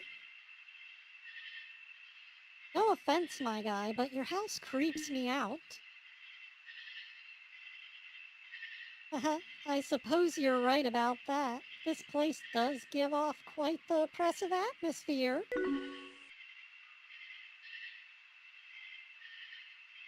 Still, I'm going to miss it. This is the only home I've ever known, you know? But it's high time for me to move on. There's no point in haunting this place a moment longer, for our time here is over. I have to thank you both for helping me realize that. Without you here, I suppose I never would have talked myself through my own issues. You're very welcome, dear. Honestly, this is nothing new for us. We usually just tack on another 50 bucks to the bill when we help someone's spirit move on. I'd expect nothing else from the Midnight Maids, I suppose. Been fun. Goodbye, my friends. Where do you think you're going?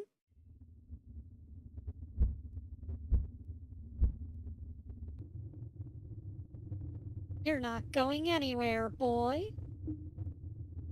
Know what, Father? No, I'm done with you. My whole life has revolved around you. I spent the entirety of my youth trying my best to please you, yet you only thought of yourself. I spent the rest of my short time here trying in vain to atone for your evil deed. I refuse to let you ruin my afterlife as well. That's it.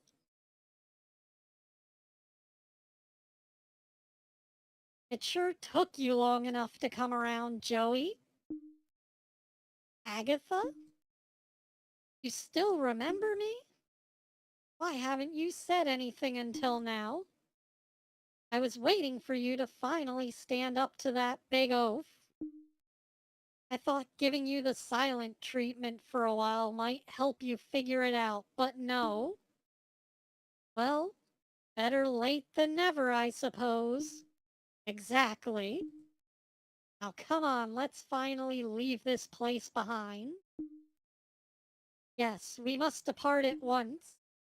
You wouldn't dare. Wanna bet, old man?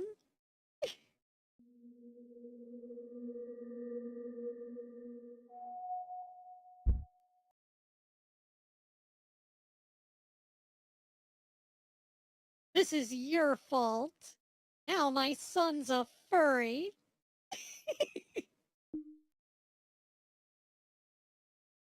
If you didn't listen to him ramble on, he'd still be here with me. You're going to pay for that.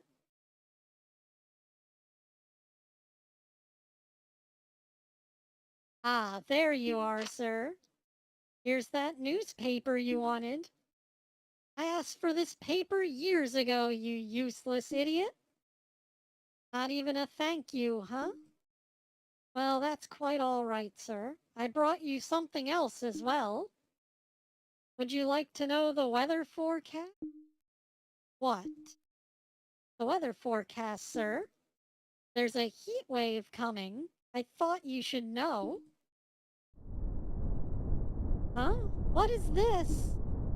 No, I will not go yet. My legacy, I must preserve it.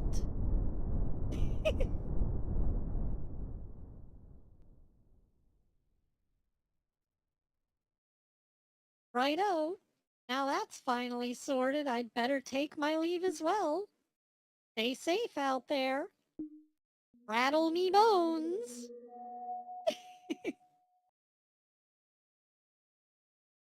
Never a dull moment, huh? Not by a long shot, my dear. Not by a long shot.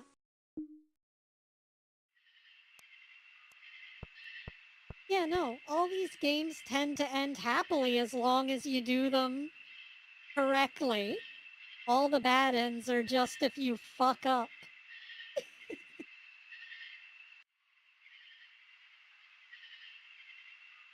But we've been going for 3.5 hours, and I'm starting to feel a bit strained.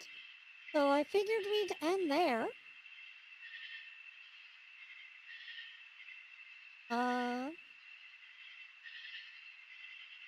I'm just gonna try and mock up the front of the Hexi lair in 3D, and then I'll have that ready to show you guys at some point.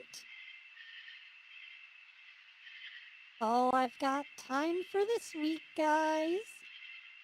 Ciao for now. Oh, almost forgot. Shout out to my patrons, Codarian and Nerdy Neko Kit.